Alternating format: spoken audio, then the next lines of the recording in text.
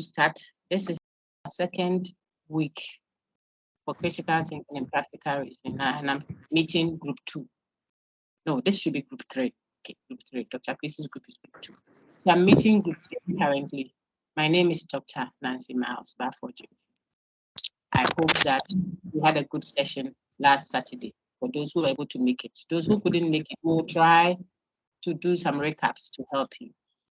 But while at it, let me take any questions you have on Unit 1 that we engage with. Please raise your hand if you have any questions, and then I will.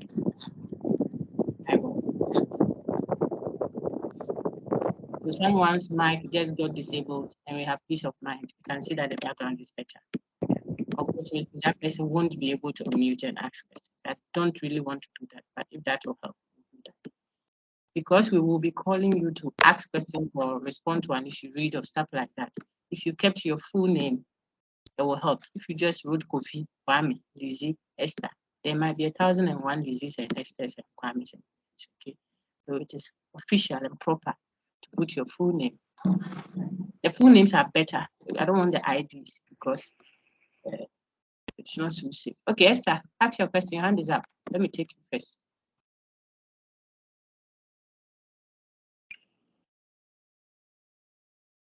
Zainab Bint Sule. I think it's Suleiman. Yes. Go ahead with your question. Esther is not ready, I think. You will have to unmute first and then ask. Yes. Go ahead, Zainab. Please, I want to ask about the definiendum and definier. What have they done? Ask the question, okay? Hello. Please ask what definiendum and Please, I definiens want to have ask done. about it. You haven't asked the question. We learned interrogative. Ask me so that I'll give you information. What do you want to know about definiens and definiendum? Okay. Then what do you want to know about? If you say you want to ask about definiendum and definiens, what about them? What is the question? You are muted, please.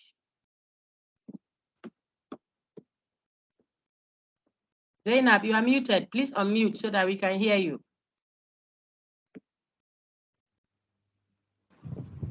Please, you mentioned the definiendum and definier during the last lecture. I know what I mentioned. Lady. I know what I mentioned. I want you to ask question. What is the issue about definiendum and definier that you want clarification? You understand? Please, I want it should be a question. Go ahead. Please, I want to know what they stand for. What did you see in the slide? It was given under the definitions, and you said. What did you see? Have you looked at your slides, my dear lady? Have you looked at your slides? Yes. What did you see about definiendum and definiens? I want to use that to help. Please, did you see anything? It's not what I said, though. I said what yes, is please, on the slide. It says that the unknown part of the definition is the definiendum. Very good. And the known part is the definiens. If I say, oh, who is this? A bachelor is an unmarried adult male, for example. That is a definition, yes. Right? Okay. Yes. How would you apply that meaning I gave you about definiendum and definiens to this? So which part of bachelor is Zainab, is it a background that has is that an ambulance or something? No, please, not my background. How can we play back the difference? Hey. I'll mute you, then Zainab, I'll mute you. I want to repeat the question. All right, so whilst I'm trying to get them properly done, I was just explaining to Zainab. I want to help her to find the answer herself. I want to help Zainab find the answer herself because I don't want to just be giving answers. If I give answers like that, I won't help you. I have to help you find it, especially with topics that we have already seen. That's why I'm doing that with Zainab. And I think others will benefit from Zainab's question. So that is what I'm trying to do. Now, this is what I told Zainab. I said, if she looks at the slide, we have the end of topic 1 discussed. Let me just project so that you speak, okay? And we can speak to it. This is the slide we are talking about for Unit 1. So the next question is, how do I understand definiendum and definient? So I was taking her back to this so that she can look at it. Then please, can you see my screen now? Yeah, okay. Very good. So definition, part of the definition. We know that definitions, every definition has a definiendum and definients. Bachelor is an unmarried adult male. It's a definition. I'm trying to give you the meaning of bachelor. One of the meanings, at least, bachelor. That's what we are doing. And I am highlighting the definiendum and the definients. So by the understanding you have, my dear, of a definition, there is a part that we don't know. Who is doing this? Whose background is this noisy? I'll mute everyone or disable your microphone. So, I said this didn't do that. I think people should comport themselves. Nice to have issues. All right. It's because that some just don't know their way on a virtual class, which is not a problem for freshers. But then that means don't fidget with the screen. Don't touch your screens because you will be unmuting yourself without knowing that you've done that. And it's very noisy when you play it back. So I will not share it if it's like that. Okay. I want to give you something that will benefit you, not something that will hurt you here. Okay, then so the unknown word in this example is what? A bachelor. Then the part, I'm telling you that if you don't know bachelor, look at an unmarried adult male. So a bachelor is an unmarried adult, which means you don't know bachelor. That's the unknown, that's the definiendo. Then I tell you an unmarried adult male is the same as bachelor. So I'm using the definitions an unmarried adult male, if you are looking on my screen, to explain or to give you an understanding, a meaning, okay, of a bachelor. That is why this is the definition. The parts are what I've explained. Is it okay now?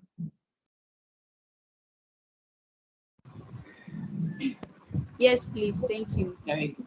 All the best. Now, let me take a call for Jonathan Benya. Go ahead. You have a question. Please unmute and ask your question. All right. Doc, please. My question has to do with the emotive expressions.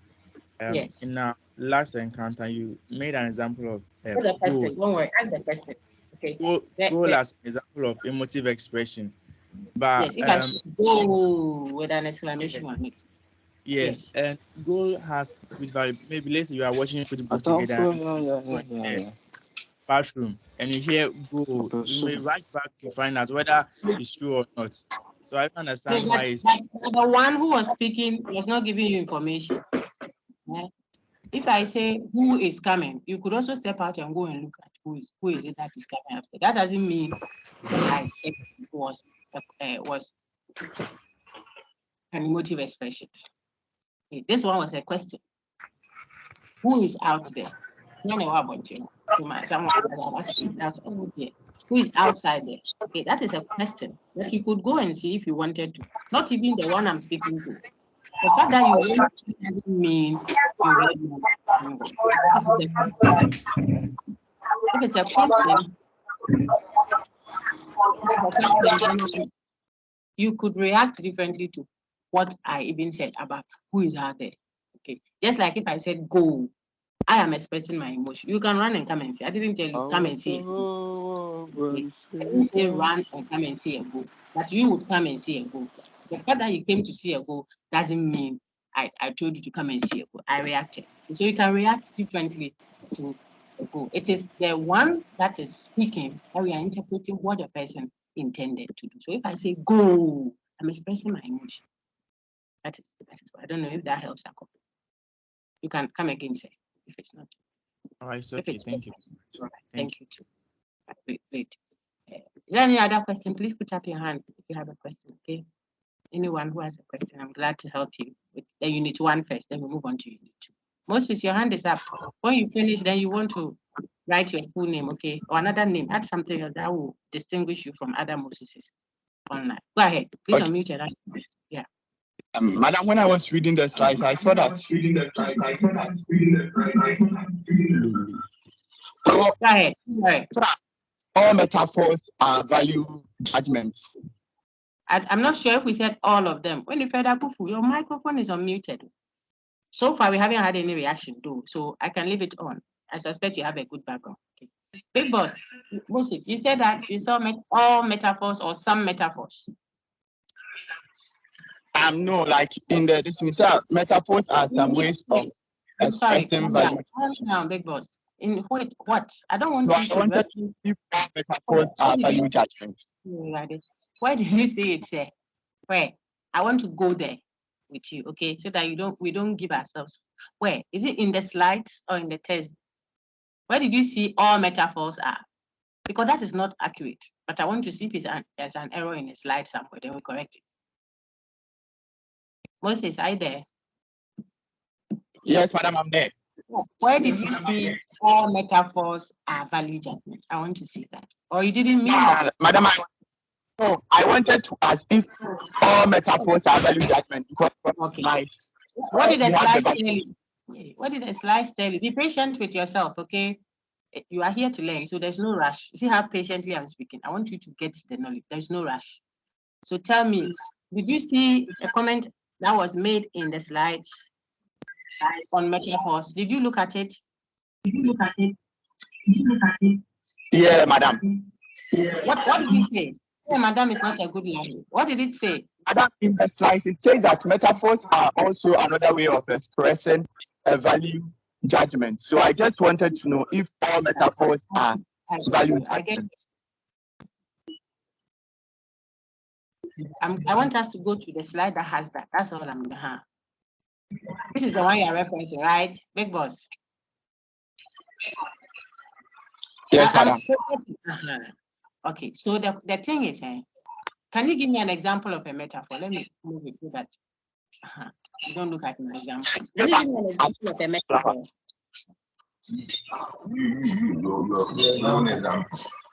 Let's give me an example of a metaphor, okay?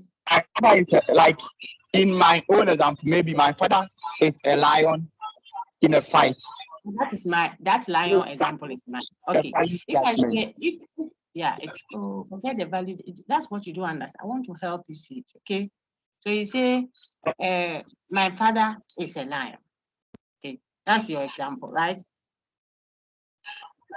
Yes, madam. Okay. If you stop listening to yourself in whatever gadget is a friend sitting next to you using another gadget, listening. That's what is giving the feedback. Oh, okay. Thank you, madam. I now understand. Yes. So either you move from each other so that you can hear me, because we are going to run a full 2-hour lecture. Okay. So you move around, or one of you switches off their gadget. Otherwise, you have the feedback you're having. So you can't hear me. What I'm saying, if you say, my father is a lion, do you realize that you could be, if I said, my father is a lion, or is a Mugabe, it could be a judgment placing. You are trying to show us something either positive or negative about your father. Judgment. You see, that is metaphor. When you compare two things without using like. So if I say my wife is an angel, for example, there's a quality about being angelic, being like an angel that I'm equating to or with my wife. So I'm trying to say something about my wife, a quality. Remember what value judgments are. You have a viewpoint that you are imposing on the person. Yaya is a beautiful girl. I'm making a judgment of her personality, something about her. It is not something that everyone must see the way you see it, because it's a point of view matter. Okay. That's what value judgment is. It's prescriptive, it's opinionated, just meaning it's opinion run. So one person may see Yaya and think this is not beautiful. The other person may see Yaya and think it's beautiful. That's what value judgment is. We discussed that extensively in class the last time. So I'm saying that when you have a metaphorical statement, like the one that you have just given, a metaphor, in front of him, you are comparing two things. Okay, you say, my father is a lion. There has to, it is an expression of a certain judgment of your father. So you're speaking metaphorically. If I say my mother is an angel, it don't mean that your mother has feathers and flies or wings that fly. No. When you say your father is a lion, you're not saying your father has 4 legs and a tail and has fur all over his body. You haven't said that. You are speaking figurative. You are comparing something with something in order to make a judgment of the person. So we pointed out immediately up there that when you see people using metaphorical language, it could also represent the value judgment that we have just learned, so that you learn the two together at that time before you do it. That's the point. I hope that helps. Moses, if you can unmute and respond, it will be fine. If not, take it. Okay. Thank you. Now I'll take Rhetorical. Still on unit 1. I'm using some few minutes to clear up issues that you may have. So Bright, ask your question. After Bright, Daniel Free, be on standby. Daniel Free, what's the other name there? Opoku. Please be on standby. Bright, go ahead.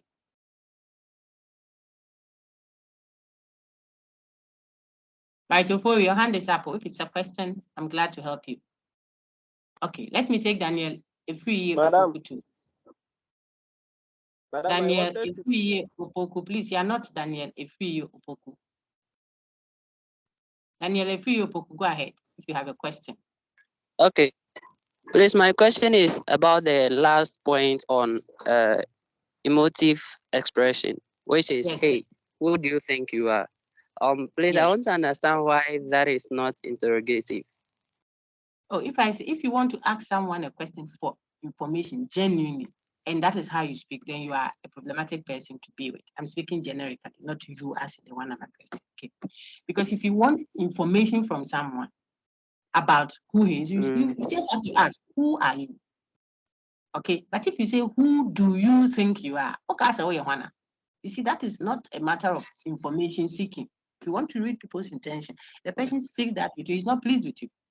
Either you are being bossy on them or stuff like that. So the person wants to ask, hey, but you two, who do you think you are that you are going all over the place giving instructions left, right, center? That is not genuinely seeking question, an answer. Like you are driving and someone questions you and says, Okay. Who the hell do you think you are?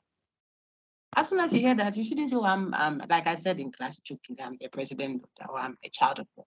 You get a slap before. You see, because the person is not asking you for information. It is not an information seeking statement because of how the person is speaking. Remember the preliminary session. So maybe I'll start scrolling through. But thank you, Bride. That will help some people, especially those who were not in class. Okay.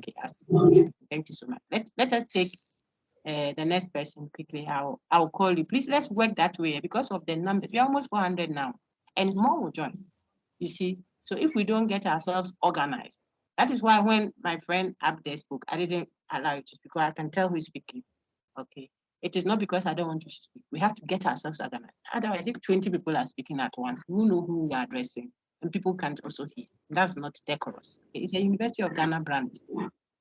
There's something about University of Ghana that you are pleased about. That's why when you got admission, your head is all up. Don't mar it. Okay, don't come and spoil it. So let's work to improve it. That's what we are hoping. All right. Very good. So I'll take Esther Tamakulina. Esther, go ahead with your question.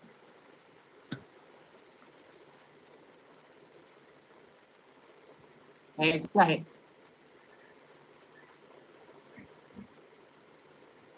Esther Tamakulu, go ahead. I cannot hear you. I don't know if others can. So go ahead. Yes, it's a bit faint. So if you could raise your voice just a little bit more, we'll be happy. Go ahead. My question is under the imperatives. Could you direct me? Yes, please. I'll go there. Keep asking. I'm going there quickly. Okay. You were explaining as the explicit being imperative. Yes. Please, I wanted to get more clarification.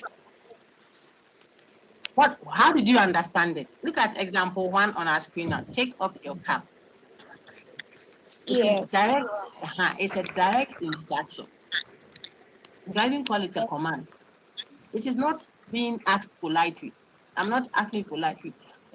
Please take off your cap. Or would you even please guys still like an instruction of a kind. But if I said, could you take off your cap? Over to me, you channel. It's as if I'm asking you, you are wearing a cap. Could all that I'm saying I already said in English? I'm translating to bring it home. This is done. So, could you take off your cap? That will sound as if the person is asking you a question, like example 4 on your screen now. So let me increase it a little bit. That's example 4. It comes as if the person is asking you a question. Could you pass me your pen? That will come with a question mark. But it is not a genuine question. Genuine means it's not really a question. It's not looking for information, because remember what questions the interrogative. They seek information. How old are you? I'm filling your form for you for admission. How old are you? I really want information. I'm not chasing you or commanding you.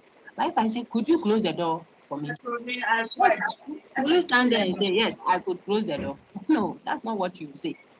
You will close the door. To dine, mama. I'm not good. You know, people don't go around asking to find out whether people are capable of closing doors or not. So when you see expressions like the ones that I'm showing you here, we are doing critical thinking. So we are helping ourselves know how to interpret people's thoughts. That's the beginning of the whole expression. People's thoughts. We want to know how people are thinking from the way they are speaking. Okay, that's what we are. This Marco Usu. Please, those whose microphones are open, right here, Charlie and Misa. I will just disable. You can't ask. You can't speak till the end of the session. I don't want to do that. Keep your microphones muted. Just mute it unless you are speaking. Then we can engage you. Okay, that's how you engage online. Let's work that way. Okay. All right. So I'm not disabling it yet, but I hear the harming. Kwame Buedi, you have just muted it, and that's good. Keep it muted. Okay, keep it muted. So we'll focus on the content and not on pedagogy, how things are being done. Sweet girl, I'm forced to disable some of you because that is what we're doing. You see, when I muted the one who calls herself Sweet Girl, that's your registered name, Sweet Girl. Saying, how will we know if you were in class? What is Sweet Girl? It's not official. It's an official setting. You don't do that. Okay, but when I muted it, you see the harming is gone so that you can hear me clearly. That's how you carry yourself online. All right. I didn't want all those to come in the recording because others will listen to it and say, University of Ghana students, those the 100s, they don't even know how to manage themselves online. Justin, I just disabled you. Don't like us wording. Okay. I like it when people listen to simple instruction. All right, my lady. So I was just explaining to you that as soon as we are telling you to do something, but we rather ask you to do it. See the language. You want the person to do something, but you ask it. You ask it. So it is more polite, more respectful. That's the one we call requests. Would you please direct me to the HOD's office? Would you direct me? I call HOD office. Obanyo direct me to HOD office. Would you please? You see, so it will come as if it is a question, but it's not a genuine question. Why? Because we are not seeking for information. The person is actually telling you, check yourself. If I say, could you direct me to the HOD's office? Would you stand there and say, yes, I could direct you? No. You immediately act because the intention of the speaker who comes asking you, would you please do this? Could you pass me your pen? Could you please give me one of the answer booklets at the exam or when you raise your hand? I say, could you please? You could say, please give me answer booklet. Or you could say, give me answer booklet. And some of you will say, I don't have answer booklets. You are giving information. When you say, I don't have answer booklet, you are not asking for anything. You are not instructing the person to bring you. You say, I don't have answer booklet. If I'm a very, whatever, what's the expression? Difficult, what's the name of that person? Invigilator. When you say, please, I don't have answer booklet, I say, okay, good to know. Because you have not asked me. Ask for it. So that would be a general, please, can you give me an answer booklet? You see that all of a sudden, you are speaking to the supervisor at the exam hall. You said, please,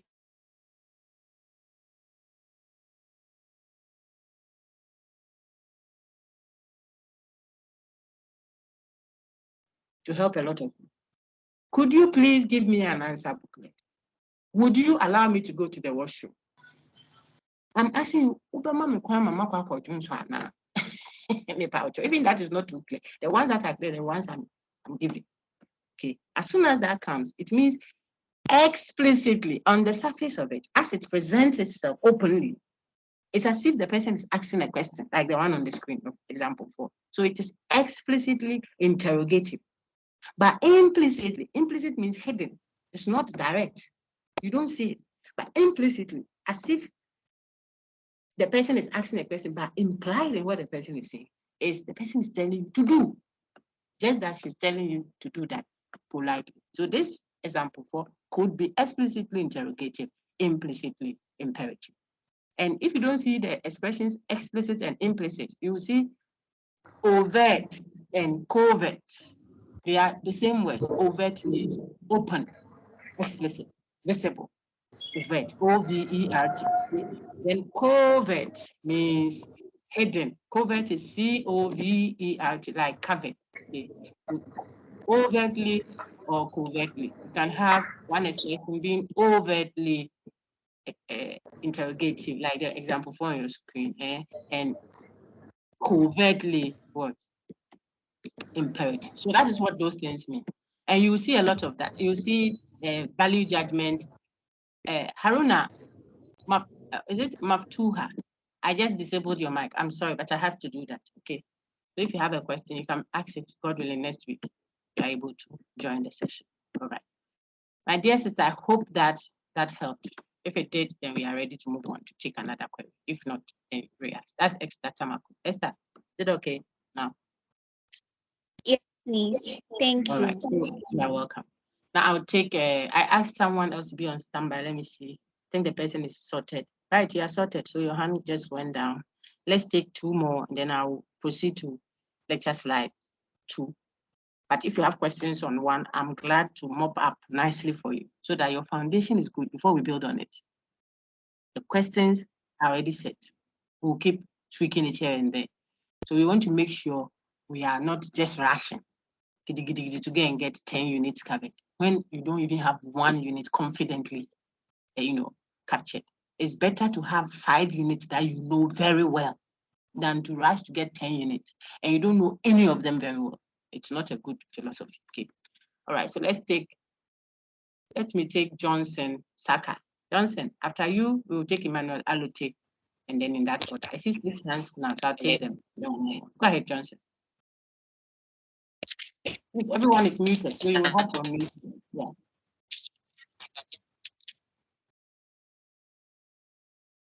Okay, Johnson is having issues, I suspect. So let's take Emmanuel Alote. We'll always come back to you.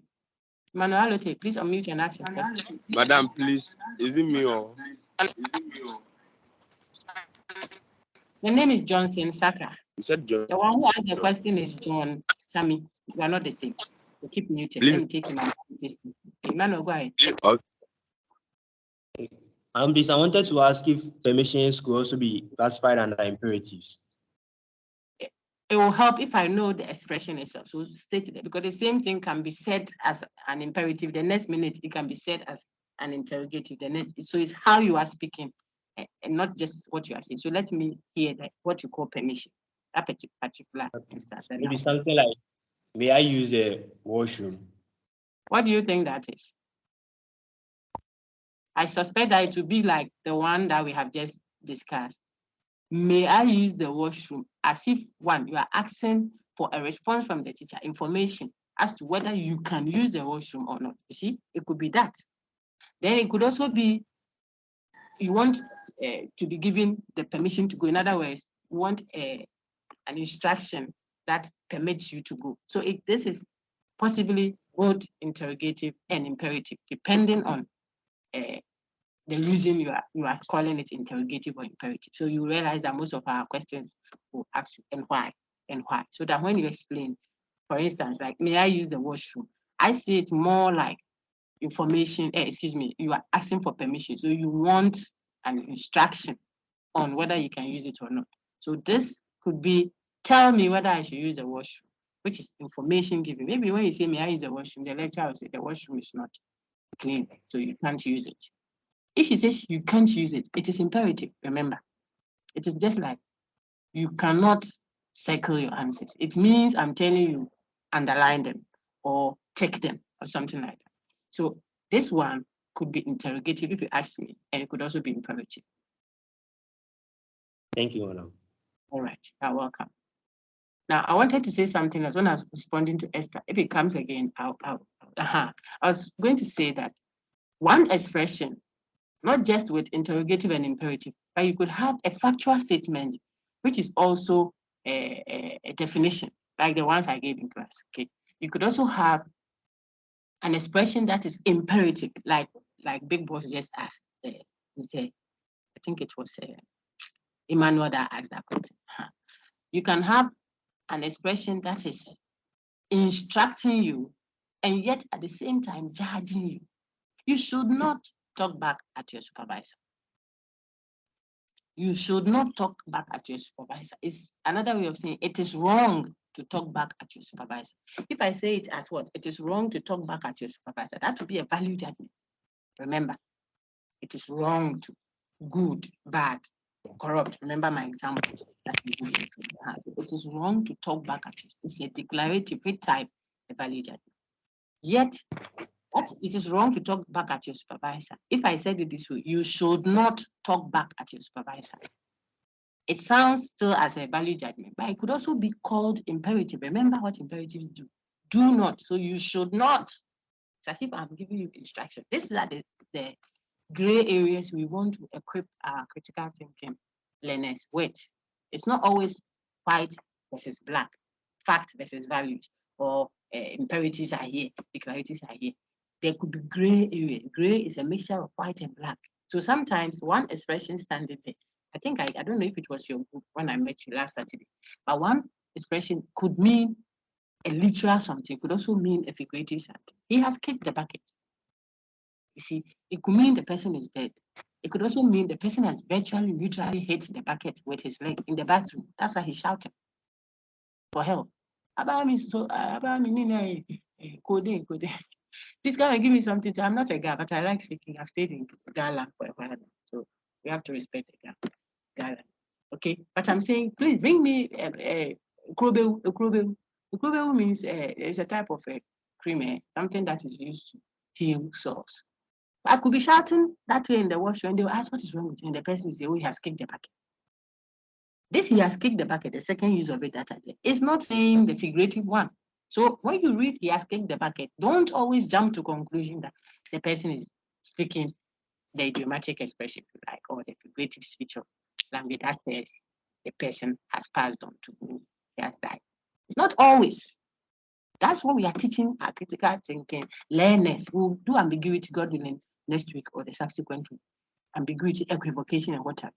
Don't be in a rush if you're an investigator to interpret what the person put down in their statement. You don't do interpretation. Because one thing said there, stolen jewels discovered by tree. You will see it in topic 3. By tree could mean it was found by the tree, next to the tree. It could also mean the tree found it. You don't do the interpretation for people. You have to seek clarity. So that's why we are learning the linguistic expressions, and we are doing it patiently. Look at how I'm speaking. Patiently, because I'm addressing level 100 class. Presumably they have no contact with critical thinking at all. So you have to help them build strong foundations. That's what we are doing. I hope that the elaboration helped, my friend. Okay, let me take, I think the name is, I want the first name. Is it Osman? Osman, I don't want to crucify your surname. So please go ahead. You are the only Osman whose hand is up. Ask your question now. And I can take Benedicta. If you write only Patrick, okay. I don't want to call you. In the ID, I won't call you. Put your name. I beg you. Go ahead, salesman. Okay, madam, please. My question is that if you're asked to reshape from declarative into imperative, how do you go about it? That's the beginning part of your textbook. It depends. So the specific declarative they give you, then you rephrase it. Those are easy words. We will not ask you such things. So I beg you. It's just for practice. Like Kofi closed the door. Look at the past tense, what it does. Kofi closed the door. I'm giving information now. Kofi told Diane, Kofi told Abunim. I'm telling you what Kofi did. I'm giving information. It's a declarative, a factual one at that. You can always verify. And it can be factually true or factually true. Now, if I come to tell you the same thing, I say, Did Kofi close the door? It has changed from a declarative to something else. Jennifer, Ajato, and Aisha, both of your microphones are open, so I'm sorry, I'll disable them. And it is not out of ill favor. It is just because we have a noisy background and we don't know whose microphone it is. So we'll have to, I don't know why I've said the same thing more than 3 times. Please keep your microphones muted. Learn that. You will become an international, and you are doing international conference virtually, and you don't know how to carry yourself there. It's very embarrassing. It's muted. We are heading towards 500. We are more than 400 currently. So keep it muted. I beg you. Okay? Thank you. Big boss, I was explaining. When you do that, I lose track. I have to rewind and come and help the person who had the question. The question they are asking are important. So if I say Kofi closed the door, that one is information. If I say Kofi, comma, close the door, Kofi to dining, that has changed just by the comma and the past tense that has become present or a distraction. So Kofi, close the door. So I could give you an expression and say rephrase it to read as, say, an interrogative. When the original statement, I say rephrase.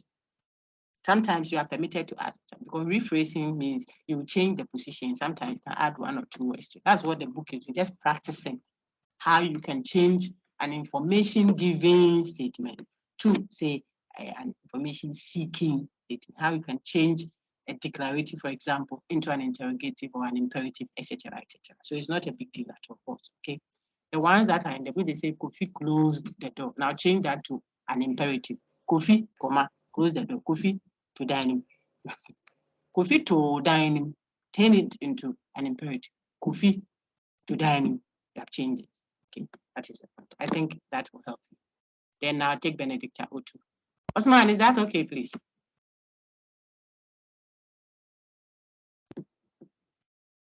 Osman, you are muted. So if you will unmute and respond, it will help us. We want to know if you are okay, then we move on. I'm okay, ma'am. I'm okay. Excellent, thank you. Let's take Benedicta O2 now.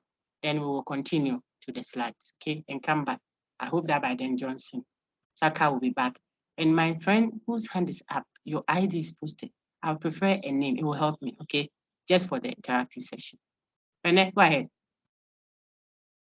Okay, madam. Thank you very much. Please, madam, my question is, can a sentence fragment also give information? For example, in certain context, like, yes. I get you. Don't worry. Okay. I get your question. But you are even direct. You ask the question straight, and I'm happy with that. Interrogative, so that people can give you information. So let's react to it quickly. If I said rice and stew without a context, I don't place it in any context, it will be difficult to make meaning of it, like the ones we discussed in class. But to a certain degree, sometimes it can be informative. Just that your information may be misread. So if I entered your shop, you sell, maybe you do restaurant, and I entered and I said rice and stew, the obvious thinking will be that you are requesting for rice and stew. It's like, that's my order, bring rice and stew. Gobe. And you are the teaching.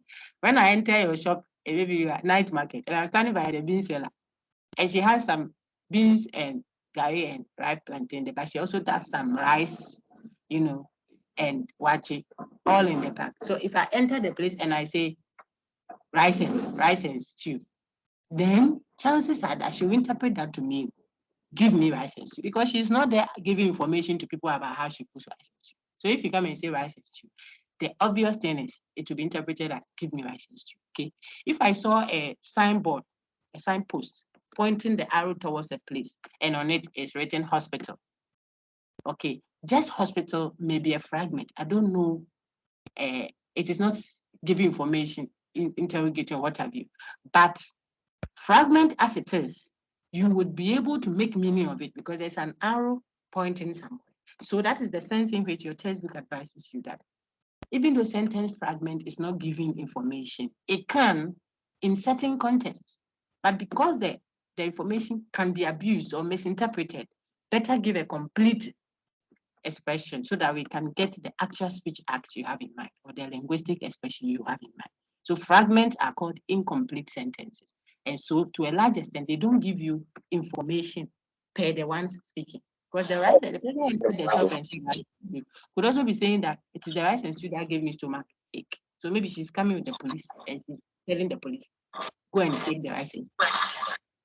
So go and take the rice and stew and give me rice and stew, or the rice and stew is delicious. Are not the same. That's why the kind of information is given may not be adequate enough for the one listening to act upon it. Okay, that's my response. My dear Benedict, I hope that is helpful. Yes, please. Thank you very much. Welcome. So now we can move. These are very important questions. You have done well for this group. Everybody I meet, I'll say the same. So don't be overly impressed. I have to encourage you. All right, now we'll go to the screen and then quickly walk through the unit 1. If we even do half of unit 2, we'll be ahead of quite a number of other groups. Okay, so we do it patiently, making sure that we have not rushed our way through. Okay, but we won't delay either because you have to move so that the places that you need more time to understand, we can halt there and then polish and polish and polish. Those are my details on the screen. I've received a few queries here and there about students who don't know their group and all that. And you can tell that they are just not reading, or some to legitimately have consent. So we are helping you all. We are all part of the reason why we are working ourselves through everything slowly and steadily. When we get the foundation, you see that we'll be leaping and flying and jumping all over the place, and you won't be so confused. Thought as object of scrutiny is what was discussed last Saturday. Those are my details there. I am a doctor who earned her degree by the grace of God. So I'm Dr. Nancy Miles JP. I'm a senior lecturer of the Department of Philosophy and Classics, and blah, blah, blah. That's the email that has been shared to everyone on the site, thousands of you, because you may have queries and you will need a focal point where you put your queries to, your concerns, questions. But they should be questions that in most cases haven't been addressed, not questions that there are responses to via announcement on the site when you come out direct to them. However, some may have questions that the sites don't help them because they are not even on the site. That's the question the person may have, or doesn't know that they should do critical thinking before academic writing or whatever. Then you help your friends with it. So that is the email of the coordinator for the course UGRC150 currently, yours truly. Okay, now we can move on. So slide number 2, we said all this. I'm not going to do the lecture again. What is this course called critical thinking? We engaged it a bit more and told you that you can have a working definition, something to work with whilst you are getting yourself better at understanding the whole concept of critical thinking in the package we have put together for you. Whilst you are trying to understand it, you still need a working definition, one that can help you work around whilst you are investigating it a bit more. Okay, so we gave you what is on the screen, which you should get yourself well versed in. Okay, the ability to suspend judgment until you have good justification to accept or reject the claim being made. That is when you are doing that, you are suspending judgment, you are asking for better and further particulars, you are going deeper, okay, analyzing, evaluating. Look on your screen, I'll be projecting alongside, respectively, those who can. Okay, my special students, I'll pull out your data from the thing and then we can give you some attention outside of the general class, okay? All right, so we said that skill is what we call critical thinking. So you are able to detect fallacies, you are able to support evidence with claims with evidence, and you are able to check how well others have supported their claims. These are skills that we seek to develop as critical minds. If you got that, then we move on to the next slide. Use I can focus on helping you understand. That's what I'm trying to do. All right. So we moved from what it means to be a critical thinker, generally speaking, to the focus of the critical thinker. Look on the screen now. Analysis, evaluation, trying to offer justification. Analysis, we saw it breaking down. Evaluation, the skill of judging to bring out the best in the view. Okay. Now on our screen, we looked at why the critical thinker has an inquiring mind. He's always trying to find out, not assuming, not imposing. Even when you are very certain to a certain degree of what you know, a critical mind is always inquiring. Obisa, ebi, obisa, obisa, but don't sure. because people could be wrong. That's the attitude of a critical thinker. You patiently, respectfully, elegantly ask. You are not arrogant. Because if you do that, you won't get information. If you say, why are all you people committing human sacrifice? This is all past. You are not genuinely asking a question. Remember, what you are doing is dissing the people who hold on to that belief. They can't even stop, let alone listen to what you brought, which you think is better than what they are doing. So the posturing of a critical thinker is important. If you enter an institution and you don't understand why they operate the way they do, you have fine ideas you want to bring on board, no problem. But your posturing, the posture is important. You can't enter the place and do like, oh, by you people, how you are running your banking system, how will you make money? No, these are all, no. When you do that, the people who brought those ideas will be defensive. They will resist you with all their bones and energy. So your ideas, which are very fine, can't have a place there. But if you were to ask, oh, is there a reason why we do human sacrifice? Like if the king dies, for example, we kill people, especially people who don't come from the place, and then bury them with the king. The chief or whoever is in charge of that may tell you, oh, that thing, it is very good for our land, though. It helps us get fertile, this, and the rains come and all that. Because the person can see, you're on your research field, you're going to gather data to come and do your level 400 longest or your thesis. Then you go and stand before the king and say, why is it that all of you people are doing this? When you do that, you won't get information. If you are not careful, you might not even return home safe. But if you ask like the way I did, this is a genuine person looking for information. The people will open it out and tell you because you asked questions. You didn't go pretending or acting as if you know, and you were not judgmental. So you know value judgment, and you know factual statement, and you know what definitions. So sometimes you ask questions to seek meanings. Then at other time, the question you are asking is to get the facts of the matter so that you can now go home and do what? A judgment of the matter and report it. All right. If you got that, then we move. So question asking is for a reason. Then we distinguish logical truth from empirical truth.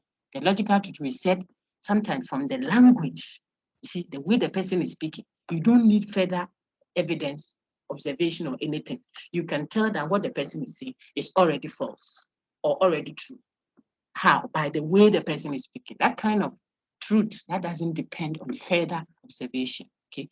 Factual observation, seeing, hearing, touching, or tasting, don't come in. Just by the way the person is speaking, you are able to tell that it is false already or true already. It's what we call logical truth. You see that in Unit 6 by deduction. When you take them, the conclusion from the premise, you see that it can never be. It is just in the language, not that the thing didn't happen there. What happened is not what is being expressed. That's the problem. Okay, so we saw a bachelor has beaten his wife. The women wearing suits at the back there in the church are all naked, or the angels who wear gowns in heaven are totally naked. That can never be true. Don't say you haven't been to heaven. We said all that. I don't need to be there. The language, the logic of it is sick. It can't be correct. Oh, I was never in that building. However, that day that I entered that building, for me, I didn't have all those examples. You were never in the building. However, the day you went there, you didn't touch the laptop. This is already false, logically, by the language. Okay, then we saw empirical truth. Those ones you have to verify. You have to go and observe. So we saw all these examples, and you have the slides still at the resource too. They have not been pulled down. You should be able to assess it. Try it again. Those who were having challenges, I think it was a satellite, and the PDFs were not accessible for over the weekend. I think Saturday and Sunday. So now you can access all. So get them and engage them, because we will examine you on the content delivered. So these are examples. The first one is a logical truth. It doesn't mean it is true. It is a truth that is logically investigated by the language. Okay. So this is the one we have on our screen. Example 1. That bachelor has beaten his wife. We did that in class. Is logically false. It's a logical truth, yes. But when we investigate, what do we find? It is false by the logic of it. You see the same example 2 is true by the logic of it. So you don't need to go and investigate. Whatever happens in the future will still make it true. You are a panelist. Will it rain tomorrow? Or will Barca win the match tomorrow? When we say, oh, tomorrow Barca will win or Barca will not win. But that is already true. Even if tomorrow never comes or Barca doesn't play. Because if Barca doesn't play tomorrow, Barca will not win. And that means what you said is true. Remember, it's true. Barca will win or Barca will not win. So this is an example of a logical truth, which is already true. The earlier one, a logical truth, which is already false. How did we get to know? By the language. Then the others, look at example 7, I think. The traffic was very intense yesterday and the day before, so tomorrow to be intense. A, Antiaga. This is not a certainty. It is a matter of what? Probability. You have to check by observation. So it is empirical in nature. We said, oh, that these are very technical. So even though it is a revision, see how much stress I put on it, so that if you didn't get it, lecture 1, or you have never been to any of the sessions, you don't have any excuse. Okay, then we said critical thinking is also topic neutral. It applies to every discipline. It's not focused on a specific discipline. It's not for a certain, it's not like calculus or something that is for a discipline, inflation. No, critical thinking is topic neutral. It transcends a specific discipline. That's why medical folks, law folks, politicians, what have you, are all applying that, because it's a tool for reasoning, evaluation, analysis, and everyone, regardless of your discipline, must have it. So that what? Look on your screen now. So that you become less gullible. You don't swallow everything that comes because someone said it, whether by an authority, so to speak, or by a scientific. I tell your colleagues all the time, for more than 4,000 years or so, we were all living under the deception that the earth Please, was in I the can't center. see your screen. That we are all, that the earth, you see how the sister convention, that the earth is in the center of the universe. The center is in the, the earth is in the center of the universe. The earth is in the center of the universe. Geocentric view, as those who are doing geog amongst you, I think it's geography, even archaeologists will tell you. For thousands of years, also many years, that was what we thought. Even the position of God's throne, I'm sure I said it in class when we met, was built around this supposed truth. After those many years, it turned out that it's not true. Galileo and Copernicus and the others, okay, found out. Even when they found out and they were trying to say, oh, I think we are wrong about the position of some were killed. Just like if you said you have found a cure for HIV or something right now, they'll tell you something to sustain it there yet by a cure, you lie. The point I'm making, it was false by the same authority, scientific and whatever authority that found that out. They said it is not true. Now we know that the sun rather is in the center of the universe. Would it turn out to be false in future? It could. So we want you to be minded when you are talking with certainty about matters of fact. A critical mind doesn't throw everything away that, oh, maybe they are lying. No, you can't do that. Wear the nose marks. That's the instruction from those who are studying it. But don't deceive yourself ever that because the person said it, that is certainly true. Look at my language. Certainty, no. We are dealing with an empirical matter. These things are what the critical thinker is able to weather, to overcome, when she has allowed the skills that the course gives him or her to go through him or her. So you ask questions. You don't say, I'm a Legon baby, so I have to get a Legon wedding. Have you checked your pocket? How much do you have? There are other Legon people that you see, Legon ladies that have graduated and are doing their weddings. And they are doing 3 gowns in a day and traveling here and there because they have the wherewithal. Some do have it genuinely. Some don't. They stole it. Or they grabbed, when I say they stole, you understand. They got it from different brothers and men and whatever. Maybe you don't even have what it takes to go and do that kind of thing. So you have to check yourself. Share your size. Look at your size and get the fashion designer to do a style that fits you. And you will also be beautiful in your own right. But this thing that we are all this and we are all that, and so we all have to do this. My dear friend, you break your heart right after the wedding. The one that you went to rent the limousine from will be at the entrance of your door. You are going to live in a single room, which is okay if that is what you have. Why would you spend so much to impress who? You have to be a critical thinker. We went through that, okay? So you will see that you become less gullible. You don't say everybody's doing it, so you're also doing some. You have to find what the reason is that everybody is doing some. And then you also follow that thing if you think it is a good thing. Not that everybody is doing, so you are doing something without checking whether what everybody is doing is right or wrong, okay? You become an effective communicator, we said that, because you're able to anticipate queries. You can tell what the question will be. If you were sitting there, you would have asked that question. You are a critical thinker, trained to ask questions, trained to evaluate and analyze with a lot of respect. I've said that, not with pomposity. The higher you go, the cooler you become. Those who know power come. Because they only you know, that thing we say, when, no, that one I will not use that because we may have special. But if you have a problem with your sight, you can't see so well, and yet you are telling someone that I will throw a stone at you, you know where your leg is, you know that your leg is on the stone, so you don't need to go finding it. People who are critical minds, they have been trained. Everybody thinks, but not everyone reasons. Take note. We all polish our shoes, but we are not all shoemakers. We can all take one or two para here and there, but we are not all doctors. So the more you polish those skills inside you, the better you become at communicating effectively. A marketer, a banker, a product advertiser, an evangelist, an international relations person. Are you United Nations, whatever, Secretary General? You would have to mediate between Russia and Ukraine. You have to be an effective communicator. You don't go and say one thing, then the bombs start coming 2-3 times a day. Maybe first it was once a week. You just say one thing and you annoy everybody. You're not an effective communicator. And even where some things have gone bad, you know how to manage it. These are skills you learn. It is not for your discipline. Your discipline doesn't teach you that. How to go and tell a patient, for example, that you are going to die in 2 days' time. You have to be an effective communicator to speak. Some people come and give news about a bad event, and before they finish, they have killed more people with their announcement than the people who died. Hey, hello, auntie. Oh, your husband has died. If you look at how his body was can't even pick his.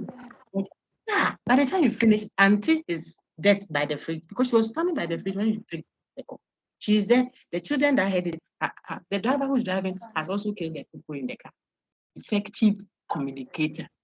You become one if you are a critical mind. So when you get all these things, then you patiently allow yourself to go through the training from interrogatives to imperatives, how you can advise a couple in a way that the trouble in their home, they've come to their grandma, or you are a psychologist, a man and I like those life examples because then they bring the issue alive. You are able to see what you are benefiting from. Okay, so you are sitting there in your office, and the man and the woman come, and they are fighting. Look at our elderly folks, how they will use proverbial, idiomatic expressions. That's 23. Okay, to capture very important matters in a way that by the time you finish opening out to see what he was saying, he's not there. But everybody has benefited. The grandpa can tell the two people, the husband and wife who have come to him, look, the hen also knows when the sun rises. It is the cock that crows. The hen also knows when the sun rises, but it is the cock that does kukuruku. This is to a couple sitting in front of you who are fighting. That could be an advice to the sister. You see that in the 3. The sister that, look, you are in charge and you have the money and you have the clout and everything, but you have to know that the man must feel that he's the man. Otherwise, there's trouble in your home. That's why there's trouble. He didn't have to say that directly, because if you say directly, the man too will feel pompous. At the same time, this grandpa will be telling the man too, and you too is good at your wife is helping everything. But you have to stand as a man. You have to hold your home together. Take up your responsibility. The woman is struggling. You have to grow. So you see, it's as if you are advising the woman and calming her down and reprimanding her. At the same time, it's as if you are calming the man down and reprimanding him and advising. Wise sayings. A critical mind is trained to do that. You don't go and say, you, this man, to the way you are behaving, I think you are the reason why your home is like that. You have to sit up. Then the sister, so you are. So you are.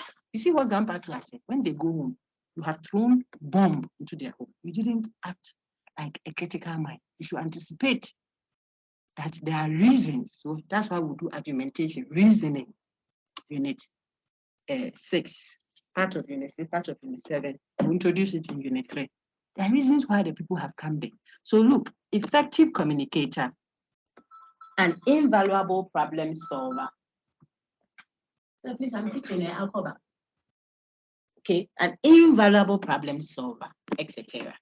That is what takes us to what is on your screen now. Look, open-mindedness, inquiring mind, analytic skills, evaluative skills, communicative skills. Now it's clear to you. That will give you all of what you see on your screen. Okay. Then we told ourselves that to be able to express what is in our mind, if I want to know what is in your mind, I get to know it through your language, what you are saying. We quoted Bible on that. Out of the abundance of the heart, the mouth speaks. What is full, plenty in your heart is what comes out, overdose through your mouth. That's why you should say what you mean and mean what you say. I projected that also. Okay, don't tell us that, oh, they didn't mean it. That will lead to an infinite regression. So we took you through specific building blocks in topic 1. Okay, that will help you for your argumentation, your evaluation, and etc. All the things we've said so far. Okay, that is what took us to interrogatives. When I speak, sometimes I have a certain intention in mind. What is it? Sometimes it is to seek information.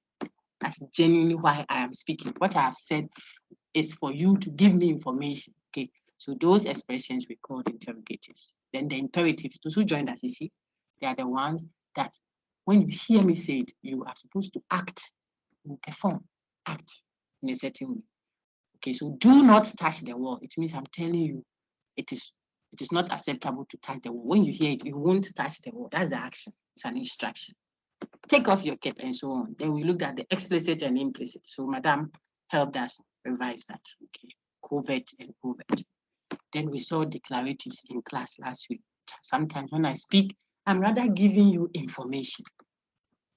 Today is Friday. Don't confuse do not touch the wall. If I say do not touch the wall, I'm not giving you information. I'm telling you not to. But you see how it's as if I'm informing you. It's also as if I'm instructing you. All you as a critical learner must take note of is how many impressions one expression can give you. You have to know those so that you don't assume all the time that it is this or that, unless it is clearly cut. So again, there is white, there is black, then there are gray areas, a mixture of the white and black all the time. Sometimes when I say, did that your tall friend come here? I could be saying just a matter of fact, but I could also be judging. My perspective is due to like man longi or papa longi, something like that is what the person is saying. But if you read it, you won't get the tone and everything. So don't be deceived into thinking that all the time we have one here being white and the opposite is black. Sometimes there are gray areas, okay? So a declarative will convey information genuinely. That is what it will do. We saw the 3 types of declaratives, and then what are they? Factual statement, value judgment, definition. But we also saw emotive expressions, sentence fragments, and then it brought us here. That should tell you, please, those who didn't take note of it, look at the value judgment. I think I mentioned it in class. Sometimes it is about a moral issue. Sometimes it's about a non-moral issue. That's what gives them the label. But if I say he's a good boxer, what has it got to do with morality? The good that I'm using, it's not a question of morality. Rightness, wrongness, that have implications on human life and its well-being and stuff like that. No. But look at, you should not talk back at your supervisor. That is a moral issue. So I'm using value judgment in a moral way. That's the first set.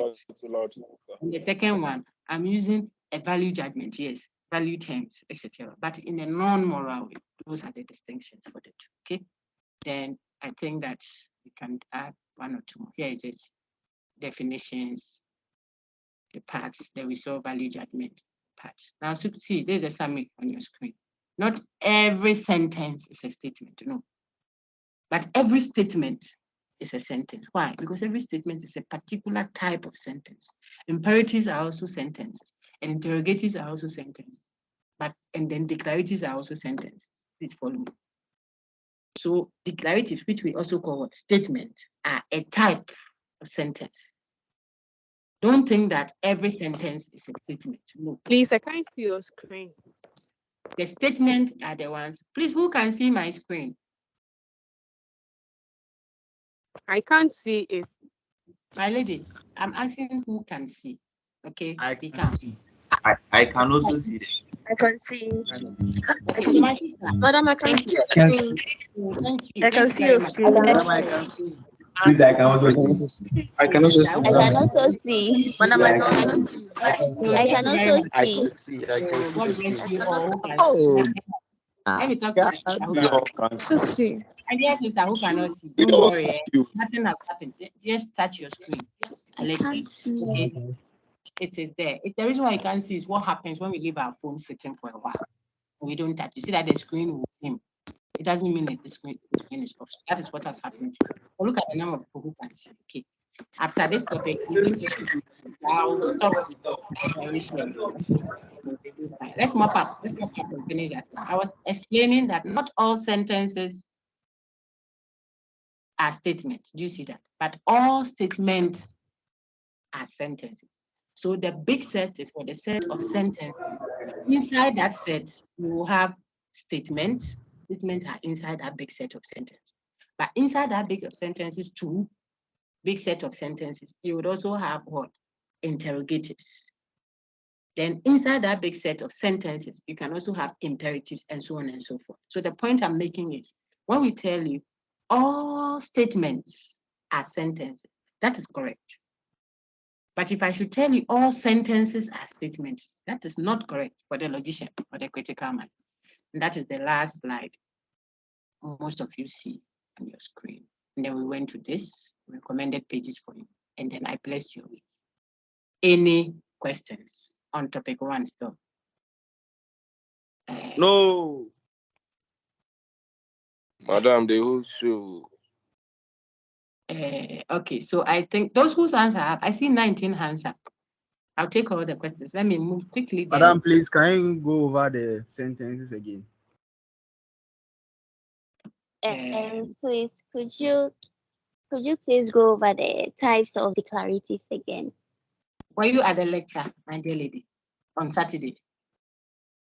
Yes, please, but I was late.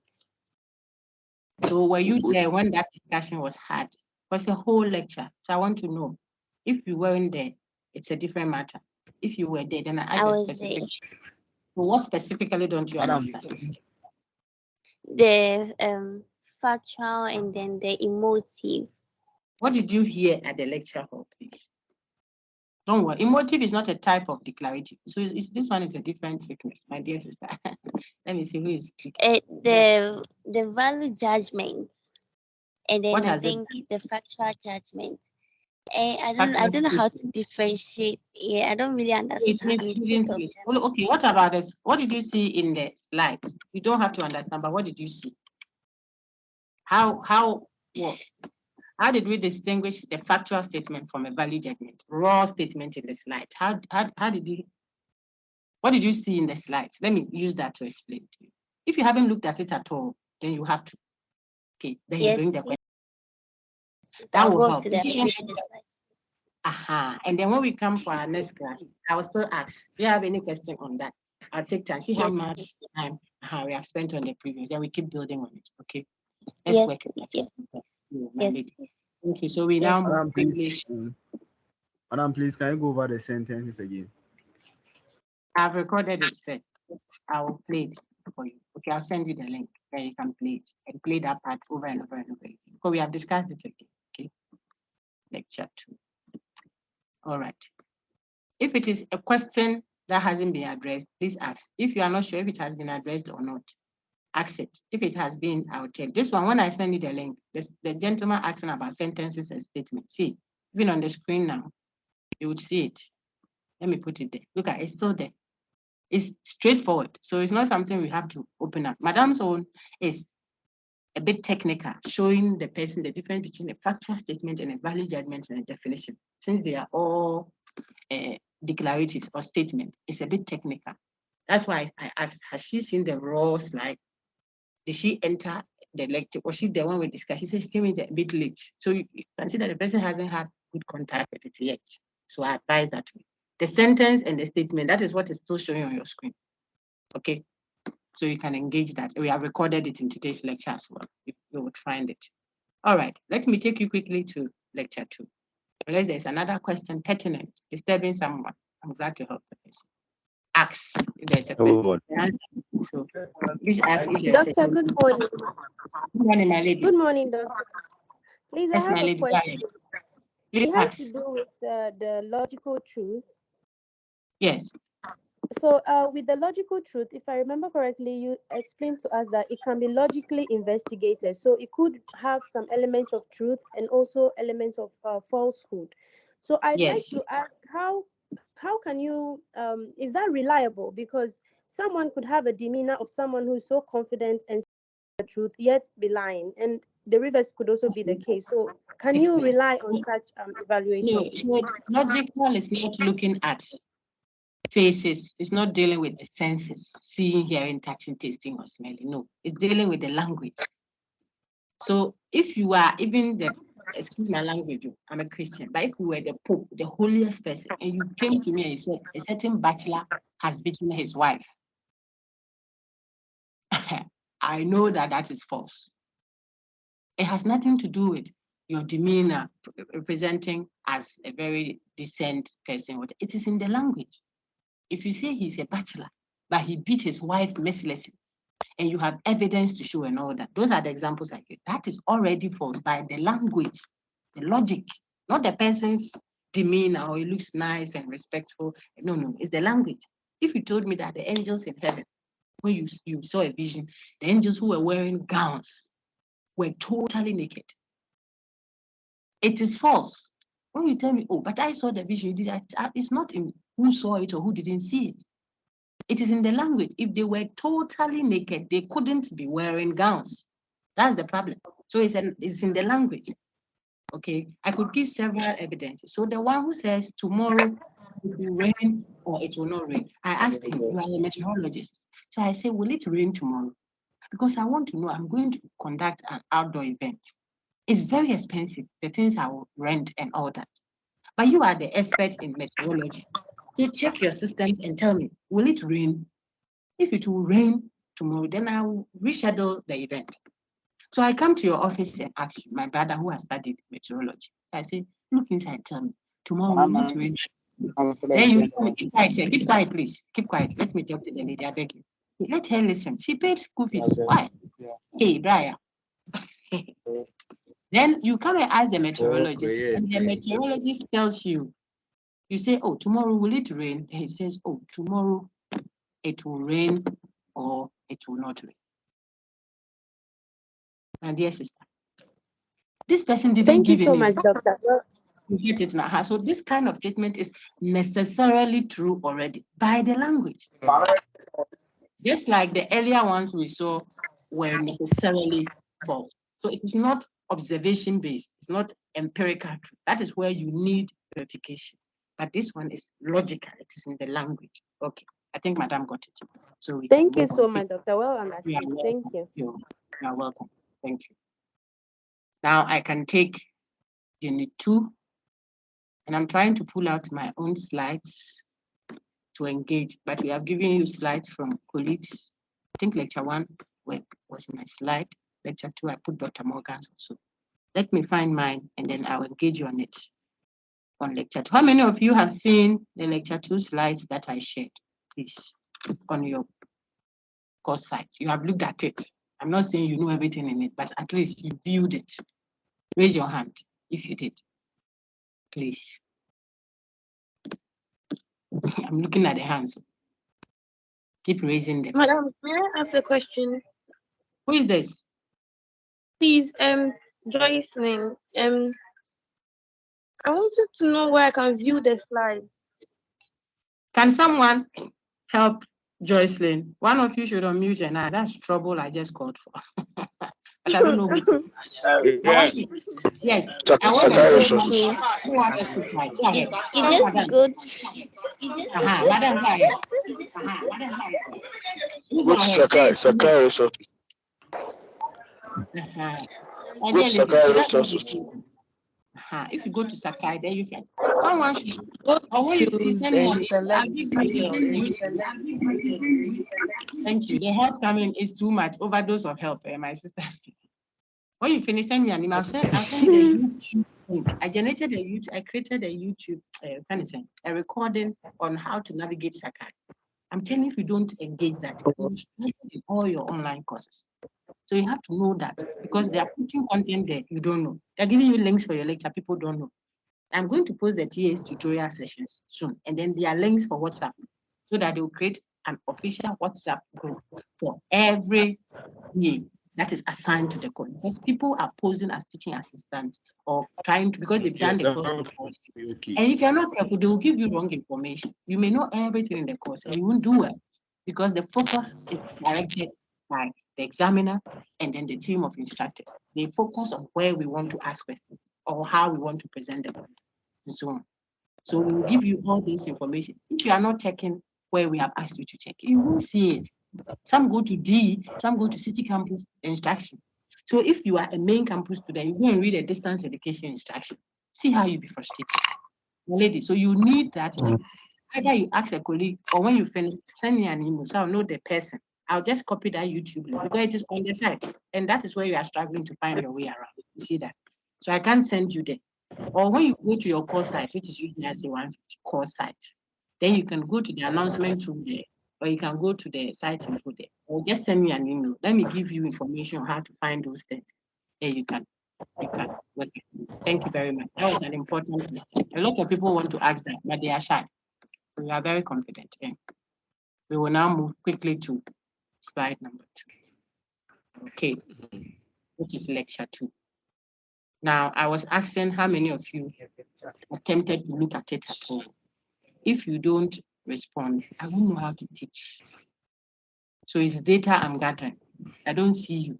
If you saw the Unit 2 slides on Unit 2 definitions, types, parts, those ones, raise your hand. That's all I'm asking. There are over 450 of us, almost 500. The hands raised are 44. Some are even for questions. Hey, you didn't hear about critical thinking. This one, I see, I'm seeing quiet. You didn't hear. If you don't learn it, you raise it out. So I don't want any of my group members or any of the people that I'm coaching to fail. You have to look at the content. Look at it raw. Because even when you have looked at it, you need help. Let alone the one who didn't see at all. You have come to sit to hear from the lecture. No, it won't work. 62 hands. You're not good enough. Okay. People are waiting for me to take them off. And do that. All right. I'm sure some people have gone to drink some water and they are back. You can now engage the content that I'm going to share. I just couldn't do for it. Very good. Remember, I told you that's what you're supposed to do. What's the point? All right. So on the screen now, you see my information again. I emphasize that for those who would come telling you that I didn't know who to talk to. What is what this? I say, hey, so if you didn't know, so you never saw an email or something on any of the slides to send a message to. So I have told you, even though this is, look at it. Yeah, it's lecture 2. Definitions, verbal disputes, and substantive disagreements. The verbal disputes and substantive disagreements are substantively second part of the unit. So we'll go slowly. Okay. But definitions, you should know. Those are my information, and I'll move. Whenever we define a word, I think it was Esther that asked that question. If I'm wrong, then forgive me. The definition has 2 parts, definiendum and definiens. One of you asked, I'm not sure. Okay, the parts. So a bachelor is an unmarried adult male is what? A definition. Look at this. The legislature, no, let's use something else. I want to give you definitions that are straightforward. Then it will take us to the other type. See. Okay, so a bachelor is an unmarried adult male. That's a famous example. That will have a bachelor as the definiendum, and unmarried as the definiens. We saw it in unit 1. But that only expresses the parts of a definition. However, there's something else you must know about definitions. Whenever you define a word, it connotes something, describes something, it defines something. Okay. So for example, look on the screen now. Please. I want one of you to read. So put up your hand, I'll call you. I can also take some rest. If you want to do your hand up. If not, then it's a good time to drop it.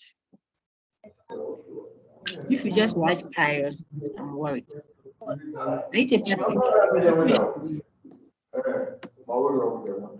Patrick Aite, please, can you unmute and read for me? Patrick Aite. Understanding connotation.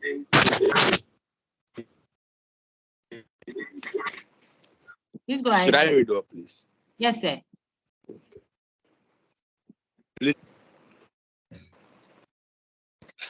Look at the different connotations of the word chair. Chair is a furniture we sit on. Chair is the head of an institution. Chair is the person who steers the affairs of a meeting. Please read a note. Note, the given connotation then will determine the specific denotation. Particular instances or examples referred to in each sentence above. Well done. Thank you very much. You read it well. Now, if you heard what your colleague read, then it is some additional information about definitions that I'm giving you. I'm speaking slowly because I want you to hear it patiently. When you get it grabbed like that, no one can take it away from you. You can even finish school and then you'll be looking for people to teach and collect their money for free. So listen, whenever you hear a word, that word could connote different things, could stand for different things. I'm introducing a new concept, so I don't want playing around. I want people to listen. Don't play around with us. Clara, mute your thing. Yeah. I just said that whenever you hear or you see a word, you should always remember that that word could mean different things at different times. Okay, so if I hear the word chair, like your friend read eloquently, look on the screen. If you think that whenever you hear the word chair, it means the furniture you sit on, then you have a big problem. It is not the person's problem, it is yours. Because the word chair could mean different things. It could mean, for example, I put 3 different meanings of it on the screen. It could mean the furniture we sit on. But it could also mean the head of an institution. The chair of electoral commission, for example, doesn't mean the thing we sit on at electoral commission. No. That's another use, another meaning. I'm introducing a technical word. Follow me. Another connotation of the word chair. That simply means another meaning of the word chair. So definitions or a word, one word can have a connotation and it can also have what? A denotation. I just showed you 3 connotations of the word chair. What the word chair can connote, can mean, can describe, can stand for. That's what connotation means. Look at these 3 examples again. If I can have my friend read for me again, I think you read well. So read this one too. I'll be grateful. I think you read well. So read this one too. Pause and think. Very good. Pause and think. Yeah. The legislature agreed to table the motion for another day. That's the first one. Second one. The rows and columns in the table are too complex. That's another, take note, that's another use of the word table. The word we are focusing on is table. First one that our friend read is talking about the legislature, parliament, tabling something for another day. Then he reads a second use, a certain meaning, second meaning of the word table. And he's talking about rows and columns. Okay, so if you know Excel sheets, there are rows, there are columns. If you ever did assembly, you went to assembly in Ghana here at your primary school, we will stand in rows, we'll put our hands on each other's shoulder, and then across will be columns, rows and columns. Table on a graph sheet rows and columns. See how the second person is using the word table here. So please read the third one. Your breakfast is already on the table. That's the third use of the word table, the third connotation, the third meaning of the word table. That's all. That's connotation. The third one is talking about the furniture table. So what the first speaker meant by we would table the motion for another day, it's not the same as what we mean when we use table in the third instance, where we are going to put the food or the breakfast on the table. So here, what is being expressed are three connotations, three meanings of a word. The word in question here is table. So the word is one, but what it means in all these three instances are different. So the connotation of the word table differs from example 1 to example 2 to example 3, just as we saw in our use of the word chair. In example 1, chair is the furniture we sit on. In example 2, chair could be the head of an institution. In example 3, chair could be the person who steers the affairs of a meeting. He's not heading any institution, the chairperson of someone's wedding reception. He's just steering affairs of that session. When 2 hours, we are done. But the chair of electoral commission is sitting on an institution, the chair of council of state or something is heading an institution. That's a different use, a different meaning, a different connotation of the word chair. And the first one is a physical object we sit on. Okay. Now, if you got how we are swinging from connotation of one word to another connotation of that same, look at a bachelor.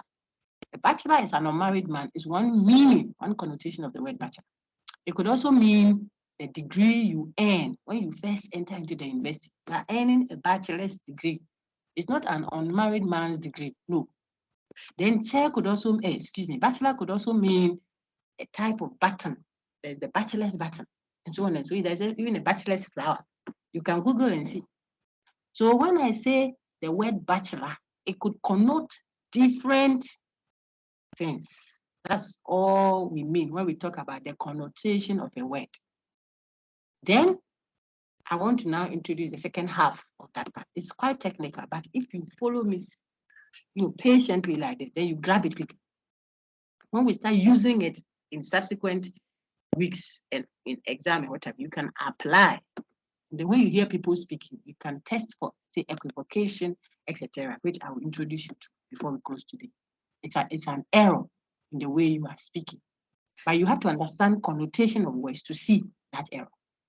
So this is the raw material. We will use it to cook the food. So if you don't look at the ingredients that I'm giving you, when we start cooking, you ask, what have you put in the soup? This one, is it okra or carrot? And then you are confusing us. You should know the vegetables now before we put them together into a sauce. That's what I'm doing. So understand that one word or a definition connotes something. Now, based on the specific connotation given to that word, you can now determine its what? Denotation. And so what then is the denotation?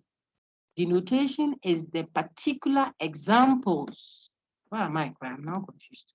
The particular examples. Your friend read it. Let's go back. Okay, see, here is it. The particular examples or instances that the connotation is referring to, pointing to the particular thing. So the connotation of even number can be what? A number that divides 2 equally without a remainder. I just gave you what even number connotes. Its connotation, what it means, what it stands for.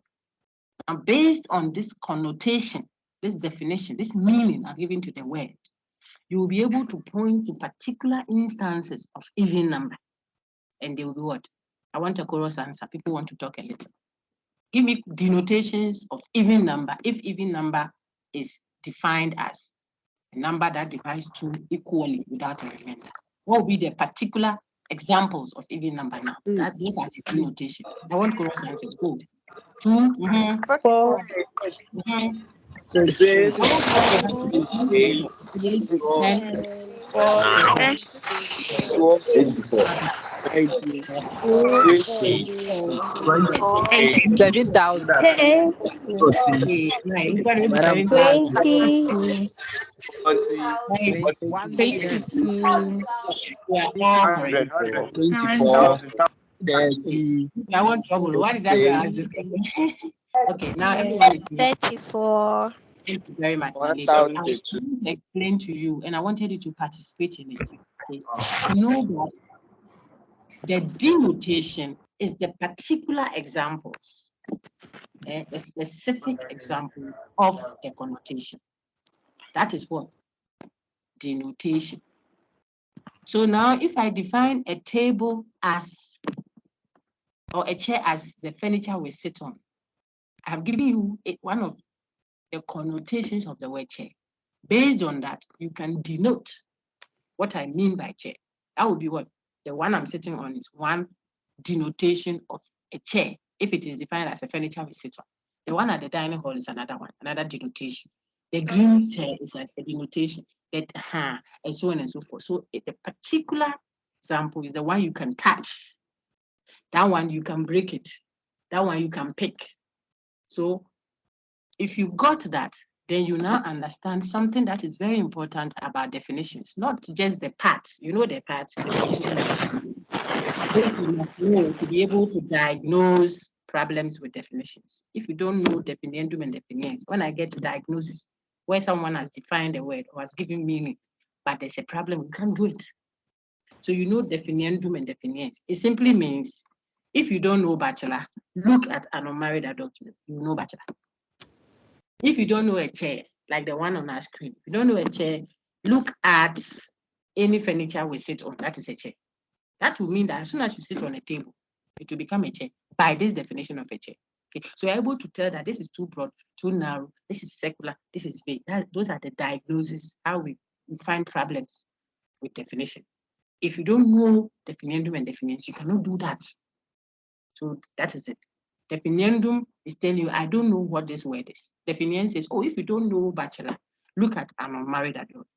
Then we can use that to do what? Our diagnosis later. Now, what I'm showing you is to help you detect equivocation.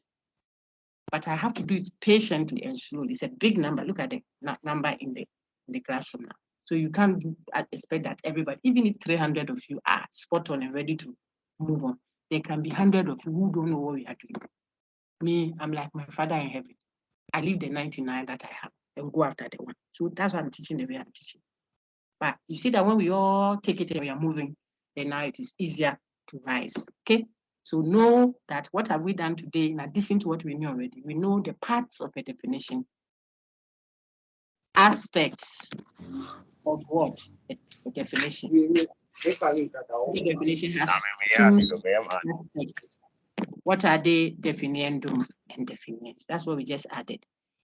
Excuse me. What are the two aspects? Connotation and denotation. We just added that. Then we showed ourselves some instances where different connotations of one word are at play. We saw the example with chair, and we just saw the example with table. Common words, see how they have different meanings. That simply means how they have different connotations. There are different ways of using that word. All of them legitimate, okay? Then it helped us to know then that based on how we are defining the word, we will be able to tell the particular instances that word is referring to. So based on the connotation, see, down there, we are able to determine the specific denotation. So if I ask for bachelors to enter my room, or bring me bachelors, or bring me the bachelors, and you have to ask me, which sense of the word bachelor are you referring to? Oh, I mean the unmarried adult male in the room. Then you go and call Kofi, Kwame, Kujo, etc., who are not married. But if I say bring me the bachelors, and you presume that I meant unmarried adult male, you can bring the men in, and I'll tell you, I didn't ask you to go and call me bachelors as unmarried adult male. I mean bachelors as the degrees that have been earned. The certificates are in the room. Bring me the bachelors. You see that you are wrong. So you had to ask, or I could be referring to bachelor's buttons on my wardrobe there that I want to use to fix some nice dresses out for the brothers. So I could say, oh, I meant the bachelor's button. So based on what I am connoting by my definition of the word, you can determine the specific denotations. If you got that, and I think you did, then we'll top up with something small. Now, look on my screen. We will come back to this big word called equivocation. Your duty is go and read it like it is showing now. I'm showing you so that you see that it is there. You see it in the slides there. If you don't worry. Go to the next slide, topic 3. You see equivocation there. Just read it. I want you to know what equivocation is. We'll come back to it. And the little thing I want to top up so that you will be a par with my other group. Another group doesn't know denotation yet. The group, I think it's group 1. No, they don't know that yet. So we'll pick that up next week. But you know connotation and denotation, and you know the parts of the definition. Just one tiny little thing I want to add, which are types of definition. Okay. Those who are still talking, you are distracting me. When you do that, I move from a slide to the other one. That's why sometimes I get disoriented. I have to come and mute you and then go back to the place I'm projecting. And I'm projecting 3 different slides. So stop it and let's get information so that you will do well in your assignment 1. Okay. Now we are mopping up, given the time left. Look on your screen now. Okay, you will see that I projected types of definitions. And this is a bit more easier because I summarized them on my own slides. When I want to give you meaning to a word, which is what definitions are. Definitions give you the meaning to an unknown word. We have done that over and over again.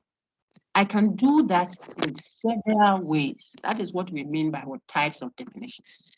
I can tell you to look the word up in the dictionary. That will make the definition a lexical definition. So lexical definition simply means the meaning that we get from the dictionary, which is oftentimes the general use of the word. Okay. I could also tell you the meaning of a word, what you don't know, by pointing to it. So you don't know what fufu is. Maybe you're an expatriate friend of mine, came into the country and said, oh, the fufu, so you don't know fufu. Oh, that is fufu. So I'm pointing at it. Either they prepared it and it's on the table. That I tell you, look, this is fufu. I'm pointing at it. I'm giving you the meaning of fufu, but I'm doing so differently than how I would have done if I was using the dictionary. Okay. So when I point to it, I'm giving you ostensive definition. Look on my screen, please. It will help you if you can. Ostensive, you point to, or sometimes you demonstrate. You do the thing for the person to see. So you don't know one logo. So to my expatriate friend, I can do my shaking. I can shake and show you, this is one logo. It's a garden. This is how we do it. What I'm doing is still the meaning I'm giving to you is ostensive definition. You're ostentiating. So it's an ostensive definition. You point to. Okay. So you know lexical definition, which is the general use of the word oftentimes. Then ostensive, you point to, or you demonstrate it. Okay. The third one is called operational definition. You give the steps or the instructions that will lead the person to the thing. So in the instance of fufu, I'm trying to show my expatriate friend what fufu is. I can say fufu is that dumpling you get when you buy cassava and plantain. You peel it, you cut it into pieces, put it on fire, you pour some water, you cover it so that there will be steam. It boils over, when it softens, you dry it a bit, pound it in a mortar or pestle. Now people blend it, and you blend it. The dumpling you get, you mold into sizable shapes and pour on some good soup of your taste. What you have, it's not even the pouring of the soup. What you have after pounding and molding into dumplings is what we call fufu. I haven't pointed to fufu. I haven't demonstrated how it is done. I'm not doing it myself, but I'm giving the person the steps that will take him or her to fufu. I'm giving him an operational definition of the word. In your textbook, you'll see water soluble, operational definition of water soluble. What it is to have water soluble. You can have an operational, the slides that were shared from the other colleague of mine says Gary soakings. How you get Gary soaking? Say we buy Gary, add sugar, put water. So I'm showing the steps, the instructions that will take you to the meaning of the word. It's an operational definition. Then we can have stipulative definition. You stipulate. Look, those of you who have access to my YouTube channel, some of you do already. You can just go and play the videos there on those topics. It will help. You can get previous recordings if you want to. We will keep putting more and more. But the more we put on one topic, the more trouble we give you. You see, because one topic taught by different lecturers. I have previous plenty recordings that my colleagues may also have. Then you put all together and give to one person to study for just 1 week. Then the next week, another topic. How will the person learn?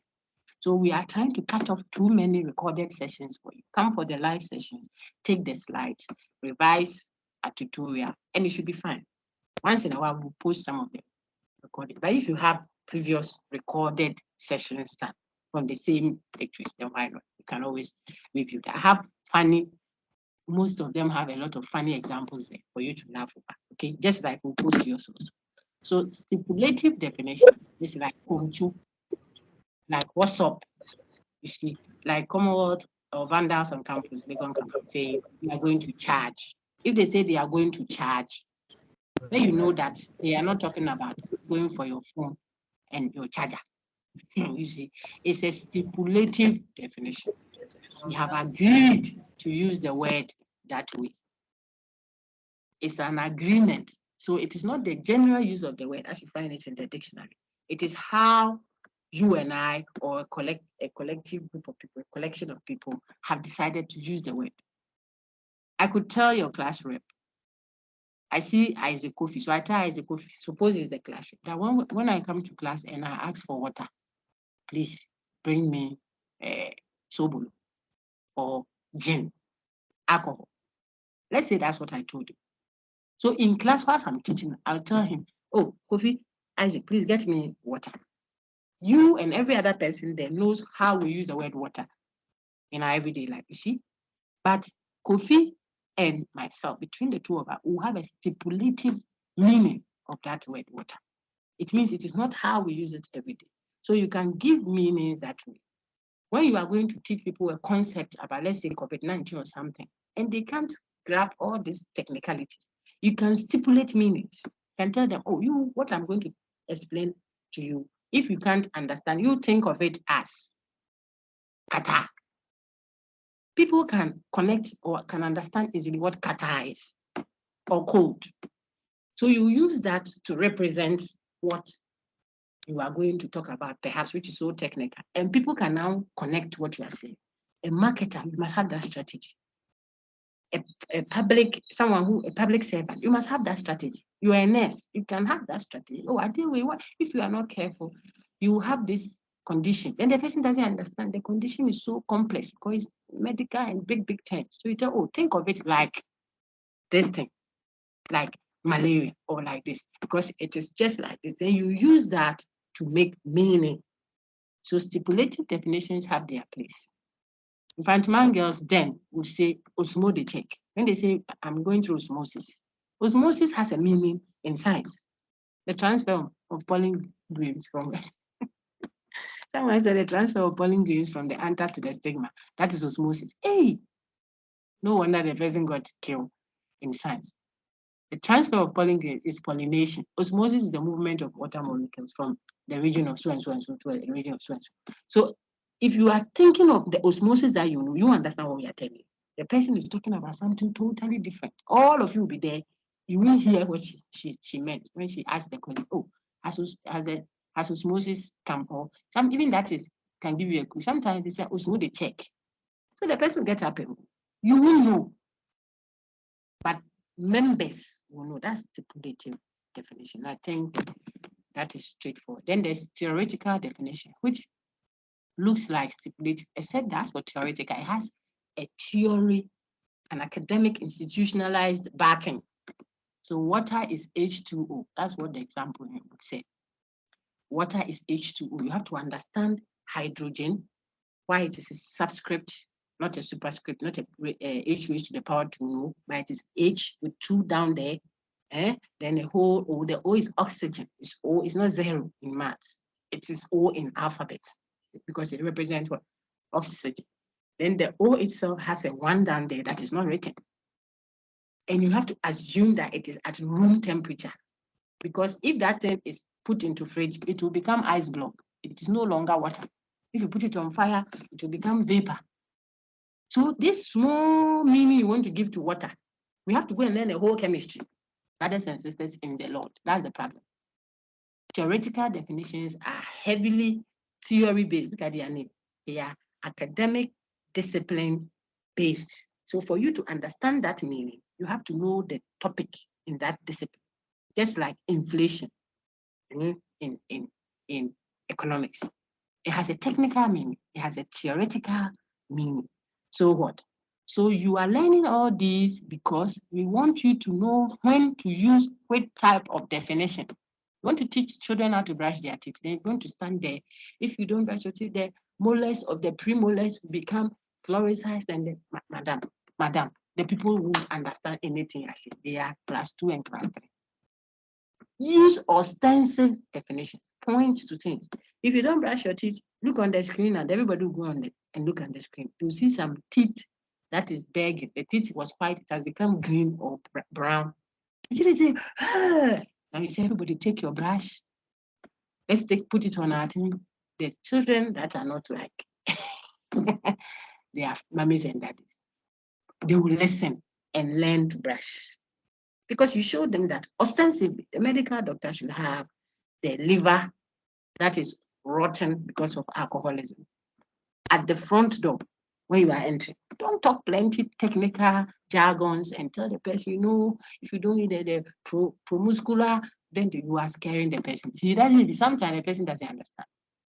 Point to or give the steps that will get to the thing, or sometimes refer the person to the dictionary. So you know what to call for. But if I call you before IMF and we are ending with that, to come and explain like you are the economist or the whatever finance officer, you can't go there and be pedestrian, giving ostensive definitions only or operational. You may have to include technical jargon. The people must know that you know your stuff. Go for an interview, you want to win a grant. You cannot go and be talking as if you are talking to people who don't know what's going on. You have to speak for them to know that you know the technical thing. So if you go before an expert panel, you have to show that you know the content. At the law court, when someone says amicus curiae, don't stand there and say, please, all these technicalities don't help us. You have to bring it down to the level. Bring it down to whose level? The person sitting there judging the matter understands the technicality. You and your co-legal luminary there should understand that you are not there to please the population, the audience that have come to see it. No, you are there to speak to the technical matters. So when he says objection, my lord, my colleague is committing petitio principle. Don't stand there and say, please, don't say petitio principle. Say it in a way that everybody, I didn't come for everybody. You see that?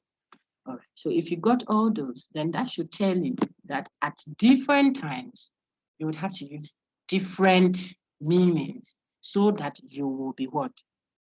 Understood by the target audience you have, whether it is a selling audience, whether it is a class audience, whether this thing I'm teaching, if I was engaging a higher level class, if I've done about 5 topics already in 2 hours, I'm done.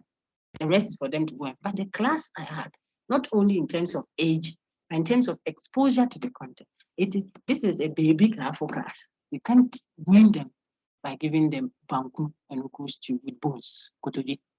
That is heavy meal that needs teeth to crack it. So in the name of giving proteins to the child, you don't go and give him bones. You will kill the child. You have to introduce the concept bit by bit. That is the idea behind how we are teaching now. We are trying to be meaningful to our audience at their own level. Now, when you get to a certain level, I'm still giving you baby food, you won't grow. That's what Paul told the church. I can't feed you milk at your age. You have to eat meat, otherwise you won't grow and get muscles. So lexical definition, dictionary. Ostensive definition, pointing to give meaning. Operational, you give the steps. Stipulative, you agree with the users of the term, though it's not official, it's not institutional. For a purpose, it can be for debate and whatever. You saw that in the slides there. Just so that we'll have a common grounds for our speaking. Okay. Then theoretical is the one that is endorsed academically or by an institution. So you have to know the whole institution behind that definition to be able to comprehend what it means. I pause, I won't touch on real definitions. We'll continue with that, which is also called ideal definition, eliminative, essential, etc. I will not touch on them. When we meet God willing next week, we'll start from there to introduce us to open textured, well defined. Look at problems with definitions, etc., to help you grab those. I am so done. Thank you for your patience. Now we are done with the substantive content. So those who have to attend other lectures are able to move out. But I will give you some 10 minutes of my time to mop up questions for those who have them. So we are done with the content. I'm just giving time to those who want to ask questions. Genuine questions. This is my time. I'll manage it how I want. Let me take Anziba. Anziba, if you have a question, unmute and ask quickly. Those who have to move into another class, we are not using anything content. I'm just taking questions from you. So you can, unless you have time and you want to listen, then I won't sack you. So go ahead, Anziba, ask your question. Okay, if Anziba is not able to, Kofi Isaac, your hand is still up. Is there a question? If you don't have a question and your hand is up, please send it down. Because I see 28 hands up, okay? I can take those who legitimately have questions and help them. Kindly put your hand down if you don't have a question, okay? Okay, let me take Arafat Jane. Arafat Jane, please unmute and ask your question. Whilst he's doing that, there is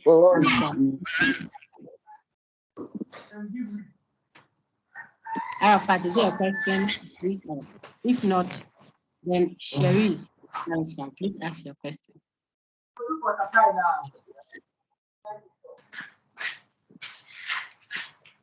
Okay, Queenly appear. Queenly appear. Is there a question? Queenly appear. Please ask your question, okay? Good morning. Good morning, my lady. Please ask your question.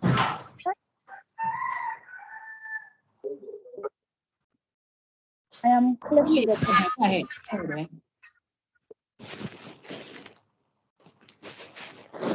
Really, should I ask someone else? Because I can't hear you. I go on. Okay. If it is still bothering you, then send me a message. I'm glad to help. Okay. Let's take Faith NS. Faith, go ahead with your question, please. It's about the slides. On my Sakai page, I can see the slides from the other lecturer. Yes, that is what is there, Dr. Morgan. Okay, so how do I get this one of you? The one you use? It's the same thing. It's just presentation. I want to follow a certain pattern. When I finish, and if people comport themselves, I can share this link also. So you can have it on your WhatsApp platform. So I won't share it on the site. We want all our students to have content from all of us because it's a team of lectures. But the coordinator is only one, myself. Okay. So this is my personal slide. All right, you're welcome. Let me take Mimi. I asked someone to be on standby. Who was it? Okay, Mimi, actually, please ask your question if it's still there. Daniel, please be on standby. Madam. Mimi, go ahead. Please, I wanted to like make the consent. It's not a question.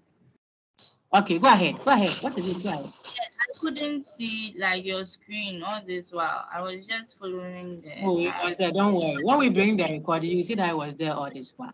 It was just like I told you. When you leave your phone, your very active phone that you are holding right now, you leave it lying down for a while. You just have to touch the screen, it will come back. Okay. When we share the recording, we don't get straight. And the slides are already there. They are always you will do fine. Let's take Daniel. Are you ready now? Done. Ask your question. Why? There are people who want my question is answered. Please, my question is about the connotation. What does it I want to ask, since it means another meaning to the definition, can we assume that all words have connotation? You understand connotation very well. Your question doesn't suggest that you understand it very well. So take your time and understand it. As soon as I give you one word, know in your mind that that one word can have different meanings. So one word can have different connotations. That's what it means. Okay, so my question here is it all words that have different meanings? Oh, but my brother, which word has only one meaning? You see, almost every word is like that. When we do ideal definitions, you will see. When we say like family could mean different things to different people. Some even consider their dogs more as a family than their household. When we go to church, people say brothers and sisters, but they are talking to their grandfather and their grandmother age, yet they are brothers and sisters because of the sense of family being used. Okay, we will engage that when we do ideal definition for you to see why almost every word has more than one word. Mathematical, what have you, or engage that is ideal definition. It's a whole concept. I'll use that to introduce open text, well defined, and so on. Okay. So the answer is yes. Most words have more than one meaning. So I think I can take clear now. Then patience, attach it, please be on standby. Go ahead, clear now.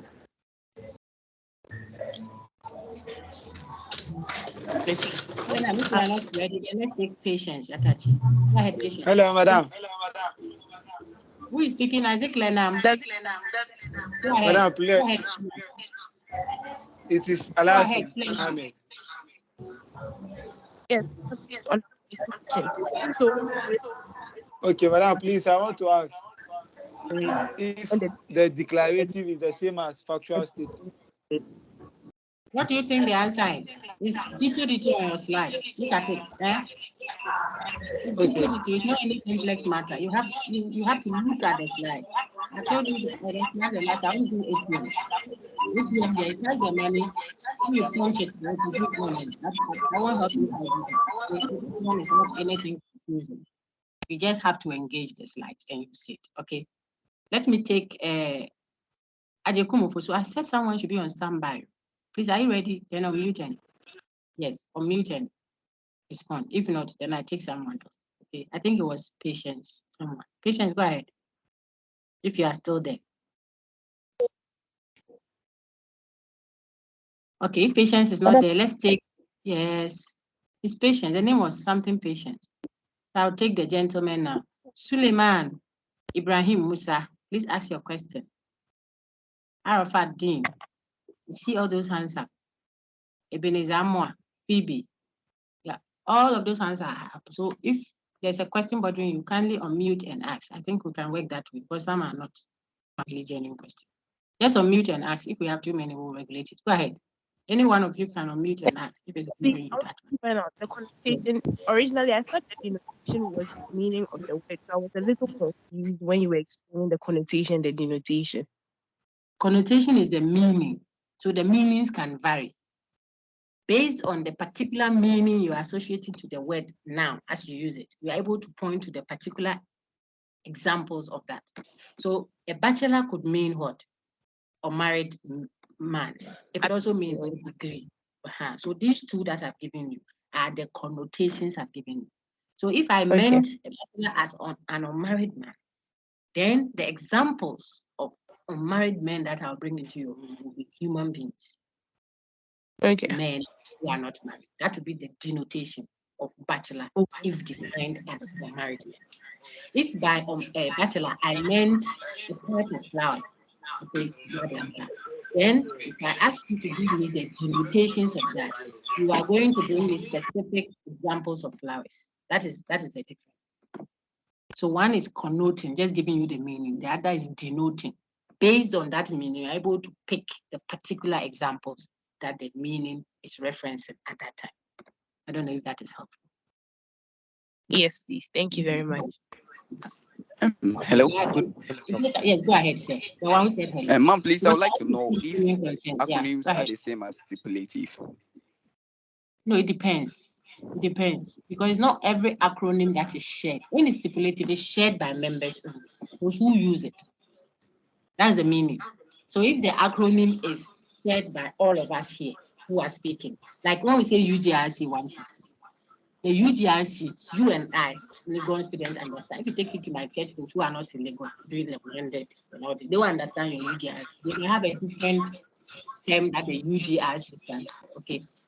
So an acronym, give me some acronyms. There are quite a number of it. It depends. What makes it stipulative is whether it is shared by a select group of people for a specific reason. Different from how that same word is used. To charge, the word charge, when someone goes, you are going to charge. the general use of the word charge is not what they are referencing. They are speaking charge as they mean it. From choke, ask the people who use it mean it. Okay, so that is how I think that is helpful. Thank you, madam. You're welcome, sir. Let me give 2 more opportunities. There are 17 Hello, madam. hands up. All our questions. Hello, I madam. doubt. Yes, sir. Hello, Go ahead. madam. If yours is not genuinely a question, help us Eh. by putting your hand down. Or if you have spoken already, put it down. Okay, let me save at this. It's my own time. I'm giving. Okay. Madam, talk first, and I'll take the gentleman. Big boss, let me take the lady first. I'll take you. Okay. Go ahead, madam. Madam, I want to ask, can you explain more about connotation? I got the meaning of connotation, but I don't understand what denotation is. But if you know the connotation, then that is what points you to the denotation, the example of it. How? Okay, so depending on how you are defining the word chair, which is the connotation you are giving, then we can tell as particular examples of chair you are referencing in that your definition. So if I say a chair is the furniture we sit on, I've given you one of the types of connotations of the word chair. That one you understand, isn't it? Yes. Then if I ask you to denote that, bring me a denotation, you will bring physical chairs that we sit on, not human beings. So the chairs become the denotation of the word chair, defined as what? The furniture we sit on. The black chair I'm sitting on, the swivel chair you are sitting on, the dining hall chair, the bar chair. They are all chairs, particular examples of chairs. So they are the denotation of chair if you define chair as the furniture we sit on. So this definition is the connotation of chair, which leads you to a specific kind of denotation of chair. But if I change that and I said a chair is the head of an institution, that is also correct of a chair. Just that it is different to say a chair is the head of an institution from when you say a chair is the furniture institution. These are 2 different connotations, 2 different meanings of chair. So the second meaning of chair, which is the head of an institution, if we take that to be the meaning I am referencing, then if I ask you for denotations of that, you will bring me human beings who head institutions, not physical chairs we sit on, because this is another connotation. So its denotation will change immediately. Do you understand, my lady? Yes, madam. Thank you. Welcome. Let me take the gentleman now, then I can end. There was a gentleman that also wanted. Let me take him, then I'll take the lady. Hello, That's madam. fair. Go ahead. Yes, sir. Go ahead. Madam, please, I wanted to know if maybe the connotation is the same as the definitions. That would be too simplistic. Okay, because the definitions also points to the denotation. So the definitions is the part of the definition that is giving you the meaning. Okay, it's giving you the meaning. Based on the meaning given, which is the connotation, you can determine a particular example to pick. So I use the even number, and I ask you to give a chorus answer. Even number is a number that divides 2 equally without a remainder. I've just given you the connotation of the meaning of even number. Now, if I ask you for what that definition denotes, you point examples 2, 4, 6, 10. 2, 4, 6, 8 keep going. It's not part of the definition given. It's not part of the definitions directly. It is what the definitions points you to. Okay, so you have to explain it the way I'm doing. Otherwise, you have problems. If the definitions, like a bachelor is an unmarried adult male, an unmarried adult male is the definition. You don't see Kofi, Kwame, Kojo in the definitions. But because of the meaning it gives you, you can point to things, particular things that this connotation is pointing to. See, so Kofi, Kwame, Kojo are not part of your definitions, yet they are included in the meaning of that definition if you were asked to point to what it denotes. So every definition, as soon as you see a definition, it is connoting something. Based on the connotation, it points to a denotation. That is how you define it. Okay, I hope that is helpful. And then Yes, lastly, you're welcome. Let me take the last lady. Yeah, Emanuela, go ahead. Please, Yes, I please, go wanted to. All rhetorical questions can be classified under imperatives since they don't need an answer. I don't always like the categorization if you study, because there can always be exceptions to the rule.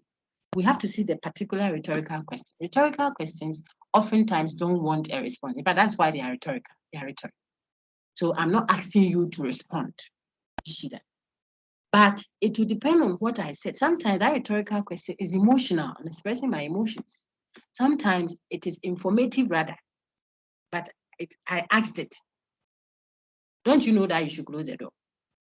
Okay, it can be an emotion, it can be an imperative, etc., etc. So I don't like the group putting everything into one basket and say all rhetorical questions are this.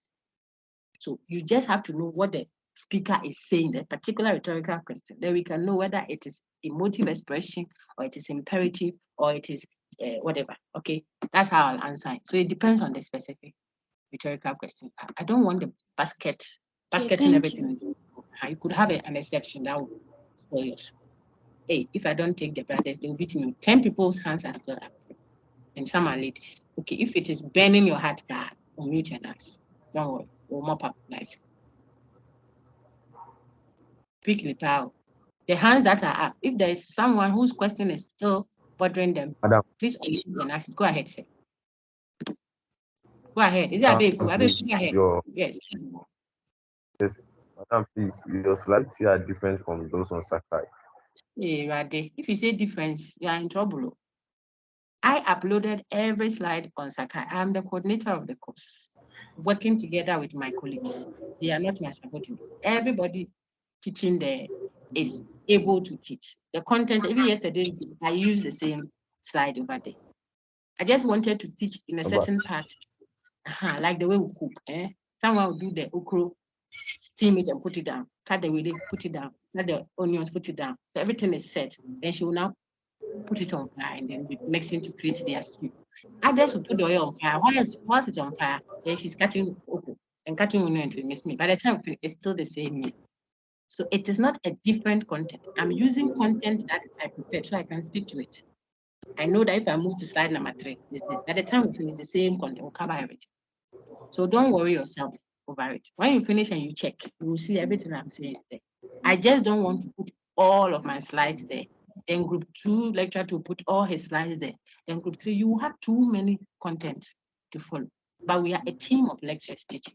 So I picked some of the slides from this person, one from the other, so you have a fair balance of the content. But I'm the one teaching now. I'm using my slides. Okay, I told the earlier person, if you comport yourselves, I will record this one also and add it to, maybe I'll give it to my T or something to share on WhatsApp platforms if they give me the links and I share it.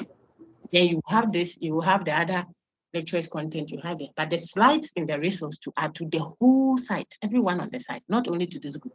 So they are different lecturers slides composed into one, so that every lecturer teaching there will have a representation of his content and the student will benefit from all the lectures. You are having the live session now. The other group will also have their live session with them. If they want to use their own slides, they're allowed to. Okay, I hope that is clear.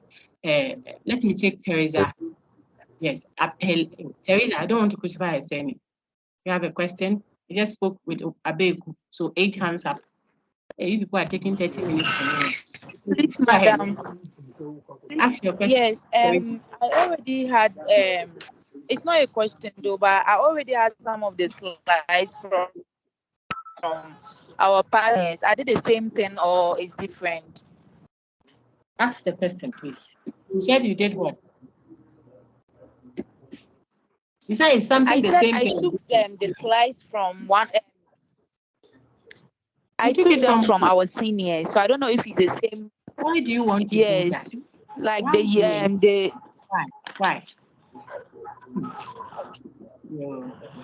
Why do you want to do that? Is your senior the one who examine you? How am I supposed to approve or deny that content? I can't even tell what the content, when the content that has been given to this current student is there. Why do you want to go and collect? You can add that as a buffer, something to add to what you have. Okay, but we have directed you to something. To obey is better than sacrifice. Okay, one more. My dear, I've answered it. I think it's fine. Let's take 2 more, maybe. Quickly, please. You see my phone is ringing all over the place. They won't understand I'm not done. I want to mop up for you. Amaya, do you have a question? Yes, okay. Please. Ask, Auntie, ask, okay? I was supposed to close at 10:30. Dr. Mouse, please. Yeah, go ahead. Please, with their connotations and denotations, a word like desert, like as a noun, we know it to be a dry, barren land where little rain occurs, and as a verb, it connotes to abandon a person or cause. So, no, that is not desert. That is desert. It's not the spelling. Your friend just told you. One is desert. Even that desert. So my question is. Auntie, continue. I'm listening. So please, my question is the connotation. Is it only for nouns or? Why do you worry yourself like this, my dear sister? A word, one word standing there can have more than one meaning. If you took desert alone, the word desert, not desert, that's a different sound for that word. They just have one, there's a word for that. They just have the same spelling, but you are talking about something else. The one we dealt with, we are dealing with chair. CHAIR, chair. The word chair. I don't even want to answer whether it's a noun or not a noun. That one word chair, when I use it, it could mean that which I sit on. It could also mean that it's not that chair and then another one is chair, or I'm not dealing with that crap. Where we are dealing with just one word, the word we know, that one word, when you hear chair, he is the chair of today's function. Then it means you are talking about the one who is chairing the affairs of the meeting for the day. But if you see chair written down and you immediately assume that the person is talking about the furniture we sit on, he can come and tell you, I'm not talking about the furniture we sit on. I'm talking about the head of the institution. He was here. If I say the chair was here, am I saying the thing we sit on was here? No. So when you hear the word chair and say, it can have different meanings, not the verb or noun or pronoun or between, please. Okay, that word chair can have different meanings, and they are all being treated differently. So depending on which of the meanings of the word I'm using, if I ask you to give me examples of what I meant by chair, you will have to, as a critical mind, ask me which connotation of chair do you have in mind. If you don't do that and you just move and go and bring furniture in the bedroom that we sit on, because as soon as I said chair, all that comes into your mind is what we sit on. That is where you create the problem. So you have to ask so that there is no ambiguity. It's clear in your mind which sense of the word chair the person was using. That's what we have learned to do. Okay. So if it is dessert, dessert could also be what if you use dessert for a wow, because dessert could be the food I think is the top up after the main meal. See the sound, same dessert, which is the same as to desert someone, to leave the person and go, like Oprah did Naomi in the Bible. Ruth didn't desert her, didn't leave her. So the sound is the same, dessert, but one is dessert. After you are satisfied with the main banquet, then you top up with some ice cream. Okay, that's dessert. That dessert could also be to let the person go. But dessert and desert, they are far away. We are not even talking about that. My sister. Please, my dear friends, I really have to go. I beg you. Let me take one last one. I bet you agree with me. All the rest. We're about 34, at 9. So one brother should come first, then I can close and attend to the next. Go ahead. Hello, madam. Yes, my dear sir. Hello. Please, my question. Emmanuel, go ahead. Yes, Emmanuel. Hello, madam. Is it Emmanuel? Who is speaking now? Oh, Patrick. Okay, you Patrick ask, then other two people. So Patrick will ask and they do Emmanuel ask, and then I think I have to go. Patrick, go ahead. Thank you very much. Please, I like how you are teaching. I like your method of teaching very much. Thank you so much for the compliment. What I would like you to do is, at every unit, I would suggest that you tell us possible questions that could be asked from Please, I won't do that. Patrick, I won't do that. Thank you for your suggestion, but I will not. This is a class of over 6,000. Yes. So if I'm not supposed to come and tell the 6,000 students, I'll ask you this or that. No. You just have to know, because it is in your own interest if it's like that. Otherwise, then we are setting you up to go and pass an exam, and then you don't know the content. So I see your heartbeat, but don't worry. You answer multiple choice questions in the interim assessment with some short answers. Okay, thank you very much. Will prepare that. Yeah, all of that It's already in the course outline if you look at it. The final exam is in multiple choice questions with short answers. Okay, totaling 80. It's part of the course outline. Then the assignment 1 and assignment 2 BSs. Or if you like, think of them as those comments you critique and write. Those ones you do it over a period. Okay. You do Emmanuel. All right. You do Thank you Emmanuel. very much. Yes, ma'am. Please finish up. Please, good morning. Good morning, sir. Please, I wanted you to touch a bit on the logical truth for me. Oh, Brian. Very good. Logical truth, and maybe I didn't do the question. And in this recording to is there. I'll stop and then pull it down. When I bring you the recording, forward and backward to the specific place you want on logical truth and empirical. Now, boss, you'll get it. Okay. Thank you all very much. I wish you well. I pray that after all the effort, God will help you so that you succeed and do well. Okay. Have a pleasant week. We'll meet God within next week and continue with Unit 2 and Unit 3. All the best. Okay. Thank you, ma'am. Thank you. Bye-bye. Good day. Bye. Bye-bye. Bye. Bye. Bye. Bye-bye. Bye. Oh, bye. I didn't do this thing before I find the stuff. Bye. Bye.